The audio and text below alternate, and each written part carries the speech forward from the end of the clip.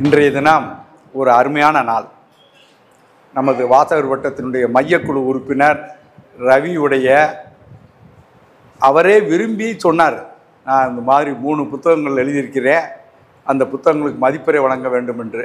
எங்களுக்கு ரொம்ப ஆர்வமாக இருந்துச்சு. உடனடியாக வந்த தடவை வாசகர் வட்டத்தினுடைய கூட்டத்தில் அதை போட்டு செய்து விடுவோம் என்று நாங்கள் எண்ணியிருந்தோம். மாதந்தோறும் நாங்கள் முறையாக இந்த கூட்டத்தை நடத்துவோம். 1 மணி நேரம் 1.5 மணி நேரம் இந்த கூட்டத்தை நடத்தி நாங்கள் முடிச்சுருவோம். இன்றைய தினம் 3 புத்தகங்கள். ஒரு புத்தகம் அதில் சின்ன ஒரு இது என்னன்னா, இவர் எழுதின புத்தகம், அது ஐக்கூ எழுதியது, பொன்குமார் எழுதியது. ரவியினுடைய ஐக்கூவை பற்றி அவர் ஒன்று எழுதியிருக்காரு. அதே மாதிரி திரைச்சோடுகள், அதனுடைய மதிப்புரை அது நான் வழங்குகிறேன். திரும்பி பார்க்கின்றேன் என்ற மதிப்புரையை நம்முடைய ஒருங்கிணைப்பாளர் ராமூர்த்தி வழங்குகிறாரு. இந்த வாழ்த்துறைக்கு நம்ம அழகுராஜ் அவர்களும் நமது ஷேக் நபி அவர்களும் வருவதாக சொல்லியிருக்காங்க. வந்து விடுவார்கள். அன்பான நண்பர்களே, வாசிப்பை நேசிக்கின்ற உள்ளங்களே, உங்கள் அனைவருக்கும் எனது அன்பான வணக்கத்தை தெரிவித்துக் கொள்கின்றேன். ரவி அவர்கள் 3 புத்தகத்தை கொடுத்து ஏதாவது ஒரு புத்தகத்தை மதிப்புரை பண்ணணும்னு சொன்ன உடனே திரைச்சூடுகள், அவர் பார்த்த சினிமா அவன் முழுவதும் வணக்கம், அந்த படங்களை எல்லாம் அவர் விமர்சனமாக எழுதி வச்சுருந்தார். எப்பயுமே தெரியும், திரைப்படத்தை பொறுத்த வரைக்கும் நமக்கெல்லாம் ஒரு ஆர்வம் இருக்கும். அந்த இதில் நம்ம ஏற்கனவே என்ன படம் பார்த்தோம் என்று. அப்புறம் அந்த புத்தகத்தை முழுவதுமாக படித்தேன். ஒரு 55 திரைப்படங்களை பற்றிய விமர்சனங்களை எழுதியிருந்தார். 55 திரைப்பட விமர்சனத்தை படித்தோன்னா ஓசியிலேயே நான் 55 படத்தையும் பார்த்தது மாதிரியான ஒரு திருப்தி எனக்கு வந்துருச்சு. 55 படத்தை எழுதியிருக்காரு. அவர் பார்த்த படங்களை நம்மெல்லாம் சினிமாவுக்கு போயிருக்கோம். பார்த்து விட்டு சினிமா உடனே வந்தோடனே டிக்கெட்டை கழித்து போட்டுட்டு அடுத்த வேலையை பார்க்க போயிடுவோம். இவர் அந்த வேலையை செய்யலை. ஒரு சினிமாவை பார்த்து விட்டு வந்த உடனே அந்த படத்தை பற்றிய விமர்சனத்தை அப்பொழுதே அவர் எழுதி ஆகணும். நம்ம ஒரு 10 நாள் கழித்து அந்த படத்தை கேட்டோம்னா நமக்கு சொல்ல தெரியாது அந்த மாதிரி. ஆனால் அவர் என்ன பண்ணியிருக்காருன்னா, அதை முழுவதுமாகவே தொகுத்து வச்சுருந்துருக்கார். விவரமானவர், ஆவணப்படுத்திட்டு ஒரு புத்தகம் போடணும்னு சொன்னோடனே உடனடியாக கொடுத்துட்டார். நம்ம ஒரு புத்தகத்தை எழுதணும்னா அதுக்குன்னு மெனக்கட்டு எங்கேயாவது உட்காந்து எழுதி நம்ம செய்யணும். இவர் அந்த வேலை செய்கிறதே இல்லை போல இருக்கு. அவர் பார்த்துட்டு வந்த படங்களை பூரா அப்படியே எழுதி வச்சுருந்துருக்காரு. புத்தகம் போட வேண்டும் என்று சொன்னோன்னா அந்த புத்தகத்தை கொடுத்துட்டாரு. 177 பக்கங்கள் இருக்குது. 55 திரைப்படங்களுக்கு பற்றிய கருத்துரு வழங்கியிருக்காரு. இதற்கு அந்த அந்த புத்தகத்தினுடைய அணிந்துரையை யார் கொடுத்துருக்காருன்னா சத்யராஜ், நடிகர், இனமுரசு சத்யராஜ் அவர் கொடுத்துருக்காரு. இதெல்லாம் புத்தகம் படிக்கிறவங்களுக்கு ஒரு ஆர்வத்தை ஊட்டக்கூடியது. சத்யராஜ் படத்தை பார்த்த உடனே நானே அவர் என்ன சத்யராஜெலாம் அவங்க வந்துட்டார் இது இல்லை அப்படின்னு சொல்லி உடனடியாக அதை படிக்க வேண்டிய கட்டாயம் இருக்குது. மிக அருமையான அந்த புத்தகத்தை அவர் போட்டிருக்காரு. இவர் எழுதியது முழுவதுமே தன்னை முன்னிலைப்படுத்திய மக்களை அவரை பார்க்குறாரோ இல்லையா, தாம் ஒரு சமூக சீர்திருத்தவாதி, தாம் ஒரு பகுத்தறிவாளர், தாம் ஒரு முற்போக்கு சிந்தனையாளர், அந்த கண்ணோட்டத்திலேயே அவர் பார்த்து அந்த புத்தகங்களை பூரா அதை எழுதியிருக்கார்.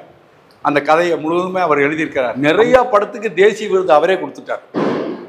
நிறையா படத்துக்கு அவன் கொடுக்குறானோ இல்லையோ, இவருடைய இது முழுவதுமே இதுக்கு தேசிய விருது, அது தேசிய விருது வழங்க சிபாரிசு பண்ணிட்டார். வாங்க வாங்க உட்காருங்க. ஒரு நல்ல அந்த ஒவ்வொரு விமர்சனத்தையும் படித்தோம்னா நம்ம பார்த்துருப்போம்.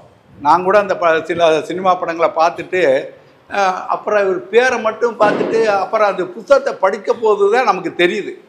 இவர் சும்மா மேலோட்டமாக ஒவ்வொரு கதையை பற்றி சொல்ல, ஒளிப்பதிவு எப்படி இருக்கிறது, அதில் எடிட் எப்படி பண்ணியிருக்காங்க, நடிகர்களுடைய நடிப்புகள் எப்படி இருந்துச்சு, பல நடிகர்களை வாழ்த்தியிருக்கார். பல நடிகர்களை அவர் வாழ்த்தி. வாங்க தேவராஜ் பாண்டியன், நம்ம பிஸ்கட் டீ ஏதாவது கொடுத்து.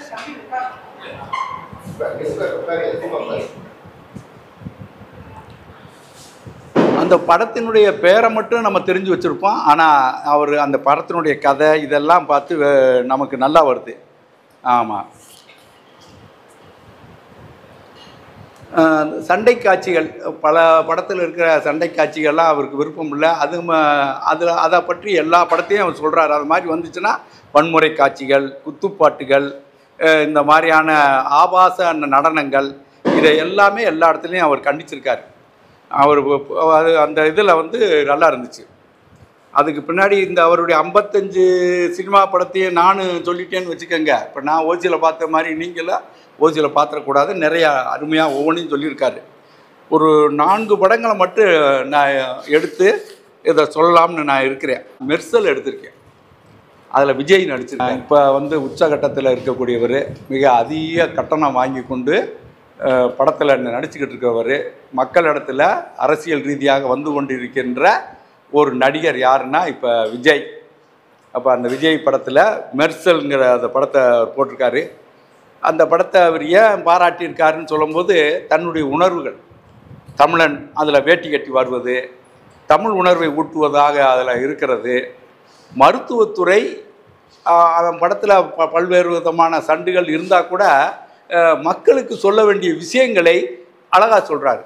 மருத்துவம் என்பது மக்களுக்கு அரசாங்கமே செய்து கொடுக்கணும். ஆனால் அந்த மருத்துவர்களே சில இடத்துல நடக்கக்கூடிய தவறுகள், அதை கண்டித்து பல இடத்துல அவர் சொல்லியிருக்காரு. அதே மாதிரி அவருடைய விஜய் படத்தில் வர சண்டை காட்சிகளும் சரி, அதே மாதிரி ஆடல் பாடல்களையும் வந்து மக்களை கவர்ந்து இருக்கிற மாதிரியான ஒரு விஷயத்தை அவர் போடுவார். அதை அவர் சரியாக சுட்டி காட்டியிருக்காரு. சண்டை காட்சிகளிலும் பாடல் காட்சிகளிலும் வழக்கம் போல் விஜய் தனி முத்திரை பதித்துள்ளார். ஆமாம், ஏன்னா இன்றைக்கு இருக்கிற வயது உள்ளவங்களுக்கு கூட விஜய் படம் பிடிக்கிற மாதிரி அவர் எடுத்திருப்பார். அதை சரியாக இவர் சுட்டி காட்டியிருக்கார். மற்ற இதுகளெல்லாம் அவர் கண்டித்தா கூட இதில் சுட்டி காட்டியிருக்காரு. அதே மாதிரி அரசியல் ரீதியாக நிறையா விஷயத்தை அந்த படத்தை பற்றி சொல்கிறாரு. ஜிஎஸ்டி தொடர்பான கருத்து நன்று, 28% நம் நாட்டில் வாங்குவது உண்மை, ஆனால் அதற்கு தகுந்தாற்போல் மக்களுக்கு நன்மைகள் கிடைக்கவில்லை என்பதும் உண்மை. தாய்மார்களின் தாலியை பறிக்கும் மதுவிற்கு ஜிஎஸ்டி உண்டு, மதுவிற்கு ஜிஎஸ்டி இல்லை என்பது தவறான தகவல். வசனகர்த்தா கவனமின்மை, அதை கூட அவர் சொல்கிறார். இந்த ஜிஎஸ்டினால் என்ன வந்திருக்குங்கிறத அவர் சொல்கிறாரு. மாநில வரி, மத்திய வரி என்று பல வரிகள் உண்டு, ஆனால் பெட்ரோலுக்கு ஜிஎஸ்டி இல்லை, அதையும் அவர் சுட்டி காட்டுறாரு. நம்ம படம் பார்க்குறா எப்படி கையை தட்டிட்டு வரோம்னு இல்லாமல், அரசியல் ரீதியாக சமூகத்திற்கு எது எது பயன்படுகின்றதோ அதையெல்லாம் அவர் அந்த மெர்சல் படத்தில் அவர் சுட்டி காட்டுறாரு. அதே மாதிரி மருத்துவமனையில் ஒன்று சொல்கிறாரு, அந்த விஜயும் சொல்வார், பாராளுமன்ற உறுப்பினர்கள், சட்டமன்ற உறுப்பினர்கள், அரசு ஊழியர்கள் அனைவரும் அரசு மருத்துவமனையிலே சிகிச்சை பெற வேண்டும். அந்த கருத்து அதில் வருது. சட்டம் கொண்டு வர வேண்டும் என்று வசனம் வருகிறது. மொத்தத்தில் மருத்துவத்தை அரசு உடைமை ஆக்கினார். நல்ல கருத்துக்களை அவர் சொல்லியிருக்காரு. இப்போ இந்த மாதிரி மக்கள் அரசியலுக்கு வர்றதுக்கு முன்னாடி இதெல்லாம் சொல்லியிருக்காரு. இதெல்லாம் பதிவு பண்ணி வச்சுக்கணும் ரவி. ஏன்னா நாளைக்கு ஒரு தடவை அவர் வந்துட்டாருன்னு வச்சுக்கோங்க, வந்துட்டாருன்னா இதெல்லாம் நம்ம கேட்கலாம். ஐயா நீ வரட்டேன் வந்தாலும் நம்ம அப்படி வந்துட்டாலே ஐயா இந்த மாதிரி மருத்துவமனையை முழுவதும் அரசு உடைமை ஆக்கணும்னு சொல்லிட்டேன். ஏன்னா எங்களுக்கு இருக்கிற கொடுமையே அதுதான். ஒரு ஆஸ்பத்திரிக்குள்ள உள்ள நுழையணும்னா என்ன பண்ணுறது? இப்போ எனக்கு கண் ஆப்ரேஷன் இருந்துச்சு. கண் ஆப்ரேஷன் நல்லா பண்ணுறாங்களோ செய்கிறாங்களோ அதெல்லாம் ஒரு பக்கம் இருக்கட்டு, எவ்வளவு எவ்வளவு எவ்வளவு இதைத்தான் நம்ம கேட்க வேண்டியிருக்கு. உள்ளே போன உடனேயே அவங்க எழுதி கொடுத்துட்றாங்க, வந்து அங்கே பண்ணணுமா. ஆமாம், விஜய் படம் கவனத்துடன் வார்த்தைகளை பயன்படுத்தியுள்ளார். சிறப்பான விமர்சனம். சினிமாவை மக்கள் பொழுதுபோக்குக்காக மன மகிழ்ச்சிக்காக மட்டுமே பார்க்க வருகிறார்கள். அதில் அது சொல்கிறார். மற்ற படத்தை பற்றி சொல்கிறாரோ இல்லையோ, இந்த படத்தை பற்றி பொழுதுபோக்கு அம்சமாக திரைப்படத்தில் அறிவார்ந்த கேள்விகள் அவசியமில்லை என நீக்கிவிட்டு படத்தை ரசிக்கலாம். ஒவ்வொரு படத்துலையும் நம்ம போய் இது ஏன் வந்துச்சு அது ஏன் வந்துச்சுன்னு நம்ம கேட்டுக்கிட்டு இருந்தோம்னா இங்கே படம் போச்சு. எம்ஜிஆர் படத்துலலாம் பார்க்கலாம், அவர் படகோட்டியாக வருவார். ஆனால் ட்ரெஸ்ஸில் எல்லாம் பார்த்தீங்கன்னா, உடையெல்லாம் பார்த்தீங்கன்னா அப்படியே ஒரு மகாராஜா அணிகிற மாதிரி அவர் வருவார். அதெல்லாம் நீக்கிட்டு நம்ம பார்க்க வேண்டும் என்ற ஒரு நல்ல விஷயத்தை அவர் சொல்லியிருக்காரு. அதே மாதிரி இது இப்போ விஜய், அதுக்கு அடுத்தது யார் வருவா? அஜித் படத்தை பற்றி அவர் என்ன சொல்லியிருக்காரு? ஏன்னா இவர் யாருக்கு ரசிகருங்கிறதையும் நம்ம படிக்கும்போது தெரியணும்ல. அதனால 100 ஆனால் விஜய்க்கு இப்போ விஜய்க்கு போட்டி மாதிரியோ அல்லது விஜய்க்கு இணையாகவோ அஜித் என்பவர் இருக்கார். அவர் படம் மங்காத்தாங்கிற படத்தை அவர் எடுத்திருக்காரு. நல்ல படங்கள் இதில் வந்திருக்கு. ஆனால் அவர் மங்காத்தா என்ற படத்தை எடுத்திருக்காரு. அதில் அவர் சாடின்னு சாடியிருக்கார். படம் முழுவதும் குடிக்கிறார்கள், இல்லை டுமில் டுமில் என்று சுட்டுக்கொண்டே இருக்கிறார்கள். அதை சொல்கிறார். பார்த்தா நமக்கே தெரியும் படத்தில் என்ன நடக்குதுன்னே தெரியாது, யாரை சுடுறான்னு தெரியாது. அதை அவங்க அழகாக சொல்லியிருக்காரு.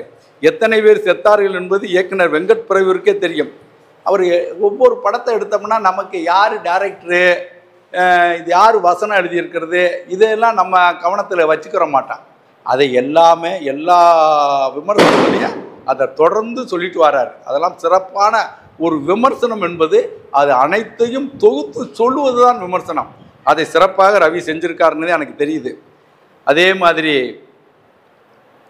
என்ன நடக்குது, அவர் மேஜிக் மாதிரி நடக்கும். அந்த அவர் படத்தை பார்த்தோம்னா என் மேஜிக் மாதிரியே இருக்கேன். எங்கே போகிறாரு எங்கே வர்றாருங்க, நெற்றி அடி போல் விமர்சனம். அதுக்காக நம்ம விஜய் படத்தை சொல்லும்போது நல்ல விஷயங்களே சரியாக சொல்லியிருக்காரு. ஆனால் அஜித் படத்தில் அவர் பூராத்துமே சாடியிருக்காரு விளம்பரத்தை. ஆனால் அந்த படம் ஓடிச்சா ஓடு, எப்படி ஓட்டுறாங்க, விளம்பரம் தான். பூரா விளம்பரத்தை 5 நிமிஷத்துக்கு ஒரு தடவை போட்டு இந்த படத்தை எடுத்து வெளியிடுறது பெரிய பெரிய கம்பெனிக்காரங்க. அவர் நடிக்கிறாருன்னு சொன்னோன்னா இந்த படத்தை தயாநிதி அழகிரி தயாரித்து சன் தொலைக்காட்சி கலாநிதி மாறன்னு விட்டு விட்டார். அப்போ சன் டிவியை நம்ம பார்க்கணும்னு நினச்சோம்னா வரிசையாக அவருடைய விளம்பரம் வந்து கொண்டே இருக்கு. அதை நம்ம பார்க்க வேண்டிய கட்டாயத்துக்கு நம்மளை உட்படுத்திடுவாங்க. அதை அழகாக சொல்கிறாரு. அதே மாதிரி அஜித்துக்கு நல்ல ஆலோசனை சொல்லியிருக்காரு. அந்த மாதிரி படத்தெல்லாம் நடிக்காத, மக்களுக்கு நல்ல விஷயத்தை சொல்லிக் கொடு, சிகரெட்டு எல்லாம் குடிக்கிற மாதிரிலாம் இருக்கக்கூடாதுன்னு படத்தில் வரக்கூடாதுன்னு சொல்கிறோம். ஆனால் 24 மணி நேரமும் அதில் புகைப்பிடித்தல் அதில் வருது. அப்போ அந்த கீழே ஒரு போடுவாங்க, மது குடிக்காதீர்கள், இது தடை செய்யப்பட்டுள்ளது. அது பெர்மனண்ட்டாகவே அந்த படத்தில் இருக்கும் போல இருக்குது. பெர்மனண்ட்டாகவே கீழே அது ஓடிக்கிட்டே அது கோரல் இருக்கும் போல இருக்குது. நம் வயது நம் உணர்வு கொண்டவர்களுக்கு எரிச்சல் வரக்கூடிய படம் இதெல்லாம். இந்த மாதிரி வயது இந்த மாதிரி சிந்தனை உள்ளவங்களுக்கு இந்த படத்தை பார்த்தா ரொம்ப எழுது. சமூக பார்வையற்ற இளைஞர்களுக்கு படம் பார்த்த உற்சாகம். ஐயா வணக்கம் வணக்கம் வணக்கம். இந்த இளைஞர்கள்லாம் இந்த படத்தை பார்த்த உடனே அதில் ஒரு சந்தோஷப்படுறாங்க, இதுக்கு ஒரு கைதட்டு தட்டுறாங்க. ஆனால் என்ன காரணம்னா அவங்களுக்கு ஒரு சமூக பார்வை என்பது இல்லாமல் இருக்குது. ஆனால் இதையெல்லாம் உற்சாகப்படுத்துகிற மாதிரியான இருக்குது. படத்தை ஓட்டுறதுக்கு என்னென்ன மாய்மாலங்கள் இருக்கோ அத்தனை படமும் இந்த அஜித்துங்கிற இதில் எடுத்த மங்காத்தா படம் அது வந்துடுது. அதுக்கு அடுத்தபடியாக கதாநாயகன் யாருன்னா விஸ்வரூபம் 137 கமலஹாசன் நடித்தது. கமலஹாசன் சாதாரண நடிகர் இல்லை, உலக மகார நடிகர் அவர். அந்த படத்தை பற்றி சொல்லியிருக்கார். நான் அந்த விஸ்வரூபம்லாம் பார்த்துருக்கேன். அந்த படத்தில் எது நல்லா எழுதுதுன்னு சொல்லிடுறாரு. ஆனால் நமக்கு என்ன உணர்வு இருக்கோ அதை சொல்கிறாரு. சாதாரண மனிதர்களுக்கு புரியாத உரையாடல்கள் அதில் நிறையா இருக்குது. அதை அழகாக ஒரே வரியில் சொல்லியிருக்காரு. பாமர்களுக்கு புரியாத உரையாடல் இருக்கிறது. அந்த படத்தில் அந்த வில்லனை சொல்லியிருப்பார். அந்த வில்லனுடைய நடிப்பு அவ்வளவு சிறப்பாக இருக்குது. அவனை பார்த்தாலே நமக்கு ஒரு கர்ண கொடூரமாக இருக்கும். அதை அவர் சொல்கிறாரு. அதே மாதிரி அந்த படத்தில் அமெரிக்காவினுடைய இன்றைய காலகட்டத்தை, அமெரிக்காவை ஆதி காலத்திலிருந்து அவங்க என்ன நினச்சிக்கிட்டு இருக்கிறாங்கன்னா, உலகத்தில் நம்ம தான் பெரிய சண்டியர், நம்ம இல்லாமல் அந்த ஊருக்குள்ளே எது நடக்கக்கூடாது, இந்தியாவுக்கும் பாகிஸ்தானுக்கும் ஒரு யுத்தம் வருதுன்னு சொல்லிட்டா அவர் நம்ம நாட்டில் நடக்குதோ இல்லையோ இவரே யுத்தத்தை நானே நிறுத்திட்டேன், நானே அவனை கையை பிடிச்சிட்டேன், காலை பிடிச்சிட்டேன்னு இப்போ ஒரு கதையை விட்டுக்கிட்டு இருக்காங்க பாருங்க. இதெல்லாம் இந்த படத்தில் அவர் சொல்கிறாரு. நீ அமெரிக்காவை உயர்த்தி காட்டுற மாதிரி இந்த படத்தை எடுத்திருக்கிற, ஆனால் அந்த மாதிரி கிடையாது. அதே மாதிரி அமெரிக்கா எங்கே உள்ள நுழைஞ்சாலும் அந்த இராணுவம் இன்னும் ஆப்கானிஸ்தானத்தில் இருக்குதுன்னு சொல்கிறாரு, வியட்நாமில் இருக்குதுன்னு சொல்கிறாரு. வியட்நாமில் அவருடைய அமெரிக்க இராணுவம் இருக்குதாங்கிறது எனக்கு இன்னும் ஒரு சந்தேகமாகவே இருக்குது. ஆனால் நீங்கள் சொல்லியிருக்கீங்க. ஆப்கானிஸ்தானத்தில் இன்னும் அவனுடைய ஆதிக்கத்தை வச்சுக்கிட்டு இருக்கான். கமலின் நடிப்பு சிறப்பு, அதை யாரும் நம்ம மறுத்து சொல்ல முடியாது. அதே மாதிரி சிறப்பு, அதை தெளிவாக சொல்லியிருக்காரு. காட்சிகள் ஒவ்வொன்றுமே அற்புதமாக அவங்க எடுத்திருப்பாங்க. ஒரு வெளிநாட்டில் போய் ஒரு படத்தை எடுக்கிறாங்கன்னா அதுக்கான எல்லா இதையும் அதில் அவர் சொல்கிறாரு. வன்முறை காட்சிகள் அதிகம். விஸ்வரூபத்தில் வந்து வன்முறை காட்சிகள் மிக அதிகமாக இருக்குது. சிறு குழந்தைகளோ மற்றவங்களோ பார்ப்பதற்கு கூட பயப்படும்படியாக முதலையே அந்த படத்தில் போட்டிருப்பாங்க. இளம் மனம் கொண்டவங்க பார்க்க வேண்டாம்னு கூட சொல்லியிருப்பாங்க. அந்த மாதிரி அதில் இருக்குன்னு சொல்கிறாரு. இந்த படம் முழுவதுமே இஸ்லாமியர்களை தீவிரவாதிகளாக காட்டுறாங்க, ரொம்ப தீவிரவாதியாக காட்டுறாங்க அந்த படத்தில் போகிற. ஆனால் இஸ்லாமியர்கள் முழுசும் அப்படிலாம் கிடையாது. இஸ்லாமியர்கள் ஏதோ 1-2 தவறு இருக்குது. இஸ்லாமியர்கள் சில நேரங்களில் தீவிரவாதியாக 1-2 பேர் இருக்கலாம். ஆனால் இந்த படம் முழுவதுமே இஸ்லாமியர்கள்னால் அவர் தீவிரவாதிகளாக தான் இருப்பாங்கங்கிறத காட்டுறாங்க. அதை கடுமையாக கண்டித்து தன்னுடைய விமர்சனத்தில் எழுதியிருக்காரு. அமெரிக்காவின் அடாவடித்தனத்தை பல வரிகளில் அவர் சொல்கிறார். உண்மையிலே பாராட்ட வேண்டியது. அதே மாதிரி கமலஹாசனுக்கு நல்ல ஆலோசனை சொல்கிறார். கமலஹாசன் அவர் ஒரு அரசியல் தலைவராக இருக்கார். அவருக்கு நல்ல ஆலோசனையை அவர் சொல்கிறாரு. தன்னுடைய நடிப்பு ஆற்றலை, மற்ற நடிகர்களுக்கு இல்லாத எழுத்து ஆற்றலை, சிந்திக்கும் திறனை, இயக்கும் திறமையை நல்ல விஷயத்திற்கு மட்டும் பயன்படுத்தட்டும் என்று வேண்டுகோளோடு தன்னுடைய விமர்சனத்தை முடிக்கிறார். தன்னுடைய திறமைகளை அந்த மாதிரி மக்களுக்கு நல்ல விஷயத்துக்காக பயன்படுத்துங்க அப்படிங்கிறத அவர் சொல்கிறார். ஏன்னா கமலஹாசன் வந்து நான் ஏன் முதல்ல இந்த 3 பெரிய ஆளுகளை எடுத்துக்கிட்டேன்னா, இவர்கள் தான் நிறைய ரசிகர்களை கைக்குள்ளே வச்சுக்கிட்டு இருக்கிறவங்க. விஜய், அஜித்து, கமலஹாசன் இவங்க தான் நிறையா பேரை அவங்க உள்ளே வச்சுக்கிட்டு இருக்கிறாங்க. ஆகவே தான் நான் இந்த அந்த 3 இதையும் நம்ம அதை எடுத்து சொல்லிட்டேன். அதற்கு பின்பு மனதை தொட்ட படங்கள்லாம் வந்திருக்கு. ஜெய்பம், காக்கா முட்டை, ஆமாங்க, காக்கா முட்டைன்னு ஒரு படம். அது எத்தனை பேர் பார்த்துருக்காங்கன்னு தெரியாது. ஆனால் அற்புதமான படம், மிக அருமையாக அதை எடுத்திருப்பாங்க. 90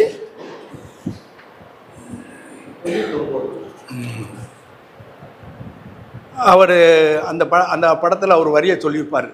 ஒரு சிற்பி சிலை செதுக்குவது போல் படத்தை எடுத்திருக்காரு. உண்மை. அது மாதிரி தான் ஒவ்வொரு காட்சியையும் அவ்வளவு அற்புதமாக அவங்க செஞ்சுருப்பாங்க. இதில் வழக்கமாக அவர் பல இடங்களில் இந்த வரியை திரும்ப திரும்ப சொல்வார். குத்துப்பாட்டு இல்லை, வெட்டுக்குத்து இல்லை, சண்டை காட்சி இல்லை, கவர்ச்சி நடிகை நடனம் இல்லை, நடிகையின் சதையை நம்பாமல் நம் கதையை நம்பி படம் கொடுத்துள்ளார், பாராட்டுகள். இதே வரி பல விமர்சனங்களில் அது வரும். அது தன்னாடி அது நமக்கெல்லாம் ஏற்படக்கூடிய தான் சொல்கிறார். சென்னையில் சேரியில் வசிக்கக்கூடிய 2 சிறுவர்களை பற்றிய படம். அவர்கள் ஒன்றும் இல்லை, ஒரு சின்ன சம்பவத்தை வச்சு அந்த படத்தை முழுவதுமே ஓட்டியிருப்பாங்க. இவருடைய பார்வை ஒரு மாதிரி இருக்குது. 2 சிறுவர்களை வைத்து தான் அந்த படத்தை பூரா நகர்த்தியிருக்காங்க. சின்ன குடும்பம். அவங்க பாட்டி ஒன்று இருக்குது, அவங்க அம்மா ஒன்று இருக்காங்க. அவங்க அம்மா ஜெயிலுக்கு போயிட்டதுனால இந்த பயலுக்கு இருக்காங்க. இவங்க முட்டை சாப்பிடணும்னு ஆசைப்பட்றாங்க, உணவு சாப்பிடணும்னு ஆசைப்பட்றாங்க. அதற்கெல்லாம் போய் சின்ன சின்ன வேலைகள் செஞ்சு அதெல்லாம் சம்பாதிக்கிறாங்க. அதில் இப்போ வந்திருக்கு அது என்ன சார், பீஸா பர்கரை சாப்பிடணும்னு ஆசைப்பட்றேன். அவங்க பாட்டி கூட ஒரு பீஸா பர்கர் சுட்டுத்தாரேன்னு சொல்லி கோதுமை தோசையிலையும் எதுலேயோ சுட்டுத்தரு. அப்போ அவன் கேட்பேன், இதில் என்ன அந்த வாராக வரலையே அப்படின்னு சொல்லுவேன்.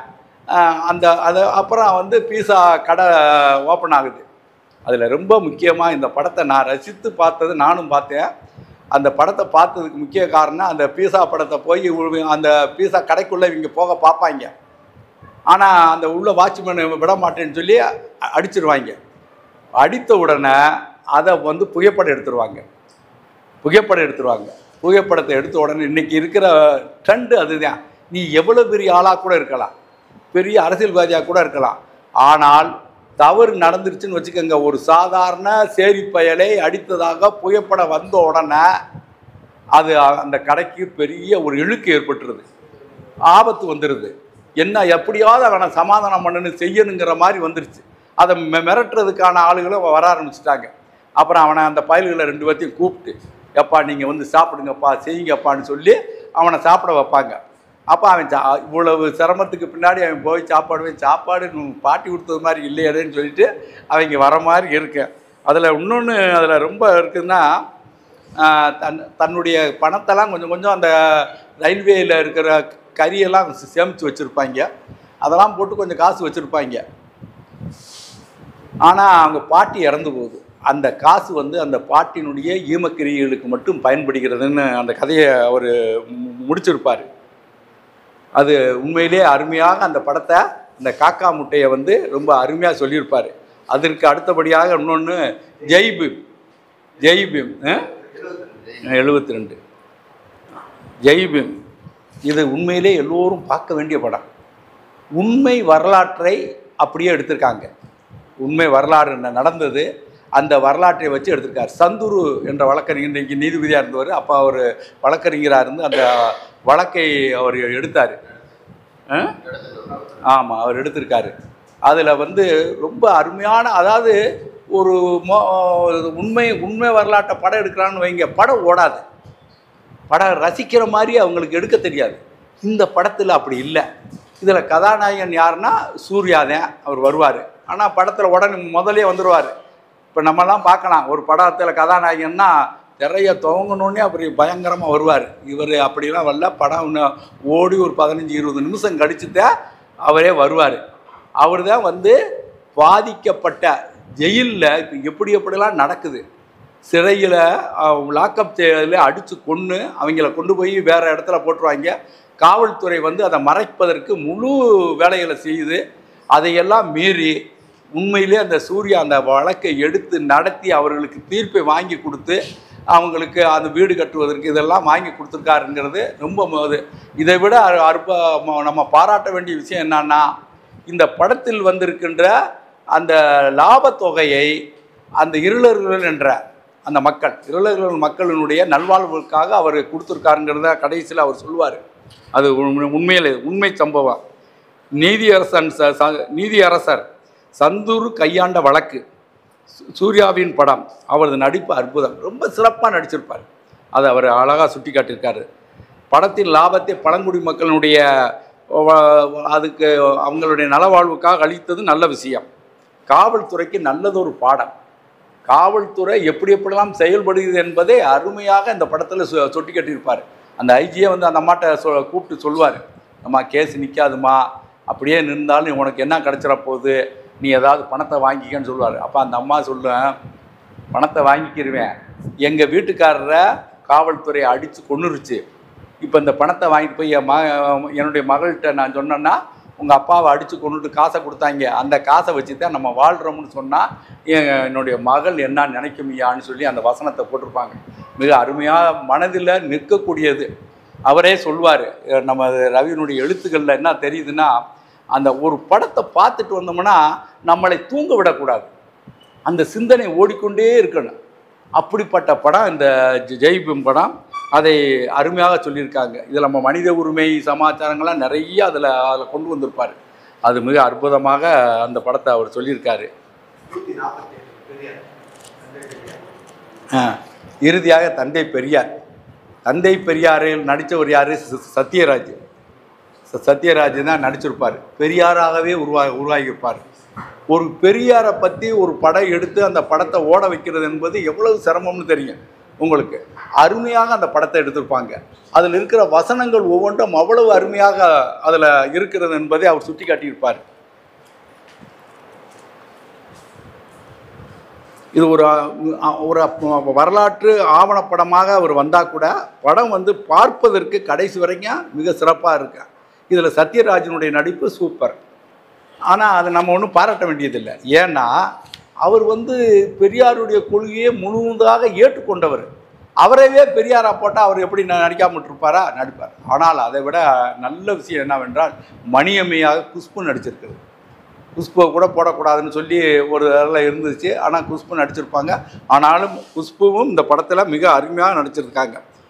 ஆமாம், பெரியாரின் ஆவணப்படம். சத்யராஜ் பகுத்தறிவாளர், பெரியார் தாசனாக பெரியாராக அவர் வந்திருக்கார். கடைசியில் அவர் சொல்கிறது ரொம்ப நல்லா இருக்கும். திரைப்படம் பெறப்போது பெரியார் ஒரு சகாப்தம், அவர் யுக புரட்சியாளர், சிந்தனை சிற்பி, பகுத்தறிவு செம்மல் என்பதை படம் பார்த்து விட்டு வரும் ஒவ்வொருவரது உள்ளத்திலும் பசுமரத்து ஆணி போல் பதிந்து விடுகிறது. குடும்பத்துடன் அனைவரும் சென்று பார்க்க வேண்டிய அற்புதமான படம். ஆபாசமில்லாத திரைப்படம். மிக அபூர்வமாகத்தான் வரும். ஆபாசமின்றி அற்புத மனிதரான தந்தை பெரியாரின் வரலாற்றை பறைசாற்றும் இந்த படத்தை பார்க்க வேண்டியது ஒவ்வொரு தமிழனின் தலையாய கடமையாகும். விழிப்புணர்வை விதைக்கும் பெரியார் படத்தை தயாரித்த லிபர்ட்டி கிரியேஷன் நிறுவனம், அதற்கு நிதி உதவி செய்த முதல்வர் கலைஞர் அவர்களையும் பாராட்டுக்குரியவர்கள். அப்போ ஒரு படத்தை பற்றி எழுதணுன்னா, இப்போ நம்மளாம் விமர்சனங்கள் எழுதுறோம்னா நல்லா இருக்குது அது இருக்குன்னு சொல்லிடுவோம். இந்த படத்தை எடுத்துக்கிறதுக்கு யார் பணம் கொடுத்துருக்குறா, அந்த படத்தில் இருக்கிற அந்த ஒளிப்பதிவு வசனங்கள் இது போன்று எல்லா விஷயத்தையும் அவர் தொகுத்து விமர்சனமாக பதிஞ்சிருக்கிறது இல்லை. இதே போல் எல்லா படத்தையும் நம்ம சொல்லிட்டோம்னு வச்சுக்கோங்க, அப்புறம் நமக்கு நீங்கள் வாங்கி படிக்கணும். 55 நம்ம பார்த்துருப்போம் அந்த படத்தை, ஆனால் அந்த படத்தை அதே மாதிரி இவர் நம்ம நினச்ச படம் பூராத்துமே வரவதற்கு வாய்ப்பு இருக்காது. இப்போ என்னை பொறுத்த வரைக்கும் ஜிப்சின்னு ஒரு படம் வந்துச்சு. அது இந்த மத ஒற்றுமையையும் மத கலவரத்தையும் அதில் இருக்கிற அந்த ஒரு அன்பு காதல், ஒரு இஸ்லாமிய பெண் சாதாரண ஒரு ஆளை இது பண்ணியாச்சுன்னா அந்த இஸ்லாமிய சமூகத்தில் எப்படியெல்லாம் இருக்குங்கிறதெல்லாம் அந்த படத்தில் தொகுத்து சொல்லியிருப்பாங்க. ஜிப்சி அது நான் முதல்ல அதைத்தான் தேடினேன். இவருக்கு இருந்த அதே உணர்வு தான். நான் படம் பார்த்துட்டு வந்துட்டேன்னா அப்படியே அதோட போயிடுவேன். ஆனால் அந்த படத்தை பார்த்துட்டு வந்தோடனே நான் கொஞ்சம் எழுதி வச்சுருந்தேன், இவ்வளோ ஒரு அற்புதமான படம் வந்திருக்குன்னு சொல்லி. அந்த படம் அதில் இல்லை. அதே மாதிரி நம்முடைய சிவாஜி நடித்த முதல் மரியாதை யதார்த்தமான ஒரு படம். ஒரு கிராமப்புறத்தில் ஒரு குடும்பத்துக்குள்ளே என்ன நடக்குதுன்னு அந்த கதையை அவ்வளவு அருமையாக கொண்டு போயிருப்பார். அந்த படம் ஒன்று இருந்துச்சு. அதெல்லாம் ஆனால் ஒரு புத்தகத்தை அவரால் முடிந்த அளவுக்கு அந்த பணியை அவர் செஞ்சுருக்காரு. இதுக்கு வாழ்த்துறை ராமசாமி, அவர் ஒரு நடிகர், நாடக நடிகர், மிக சிறப்பானவர். அவரை வச்சு பேராசிரியர் கூட அந்த வச்சுருக்காரு. இது போல் நிறையா படங்களை பற்றி 55 படங்களை பற்றி ஒரு நல்ல விஷயத்தை சொல்லியிருக்கு. யாருங்க?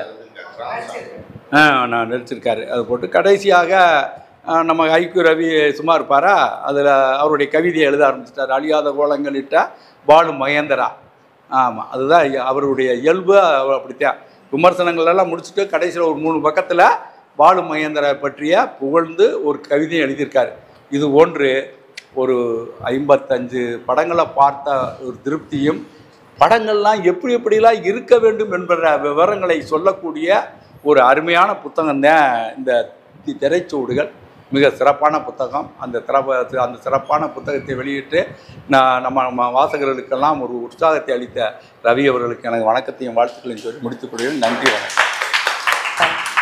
கூட்டத்தில் கவிஞர் இரா ரவி அவர்கள் எழுதிய 3 நூல்களுக்கான மதிப்புரை வழங்கும் இந்த நிகழ்வில் எனக்கு பேசுவதற்கான ஒரு வாய்ப்பை ஏற்படுத்தி கொடுத்த ரவி அவர்களுக்கும், அப்புறம் வாசகர் வட்ட ஒருங்கிணைப்பாளர், நீங்கள் செயலாளர் சார், தலைவர் அவங்களுக்கும் நான் நன்றி சொல்லிக்கிறேன். இவங்களோட செயல்பாடுகளை தொடர்ந்து நான் கவனிச்சுட்டு இருக்கிறேன்.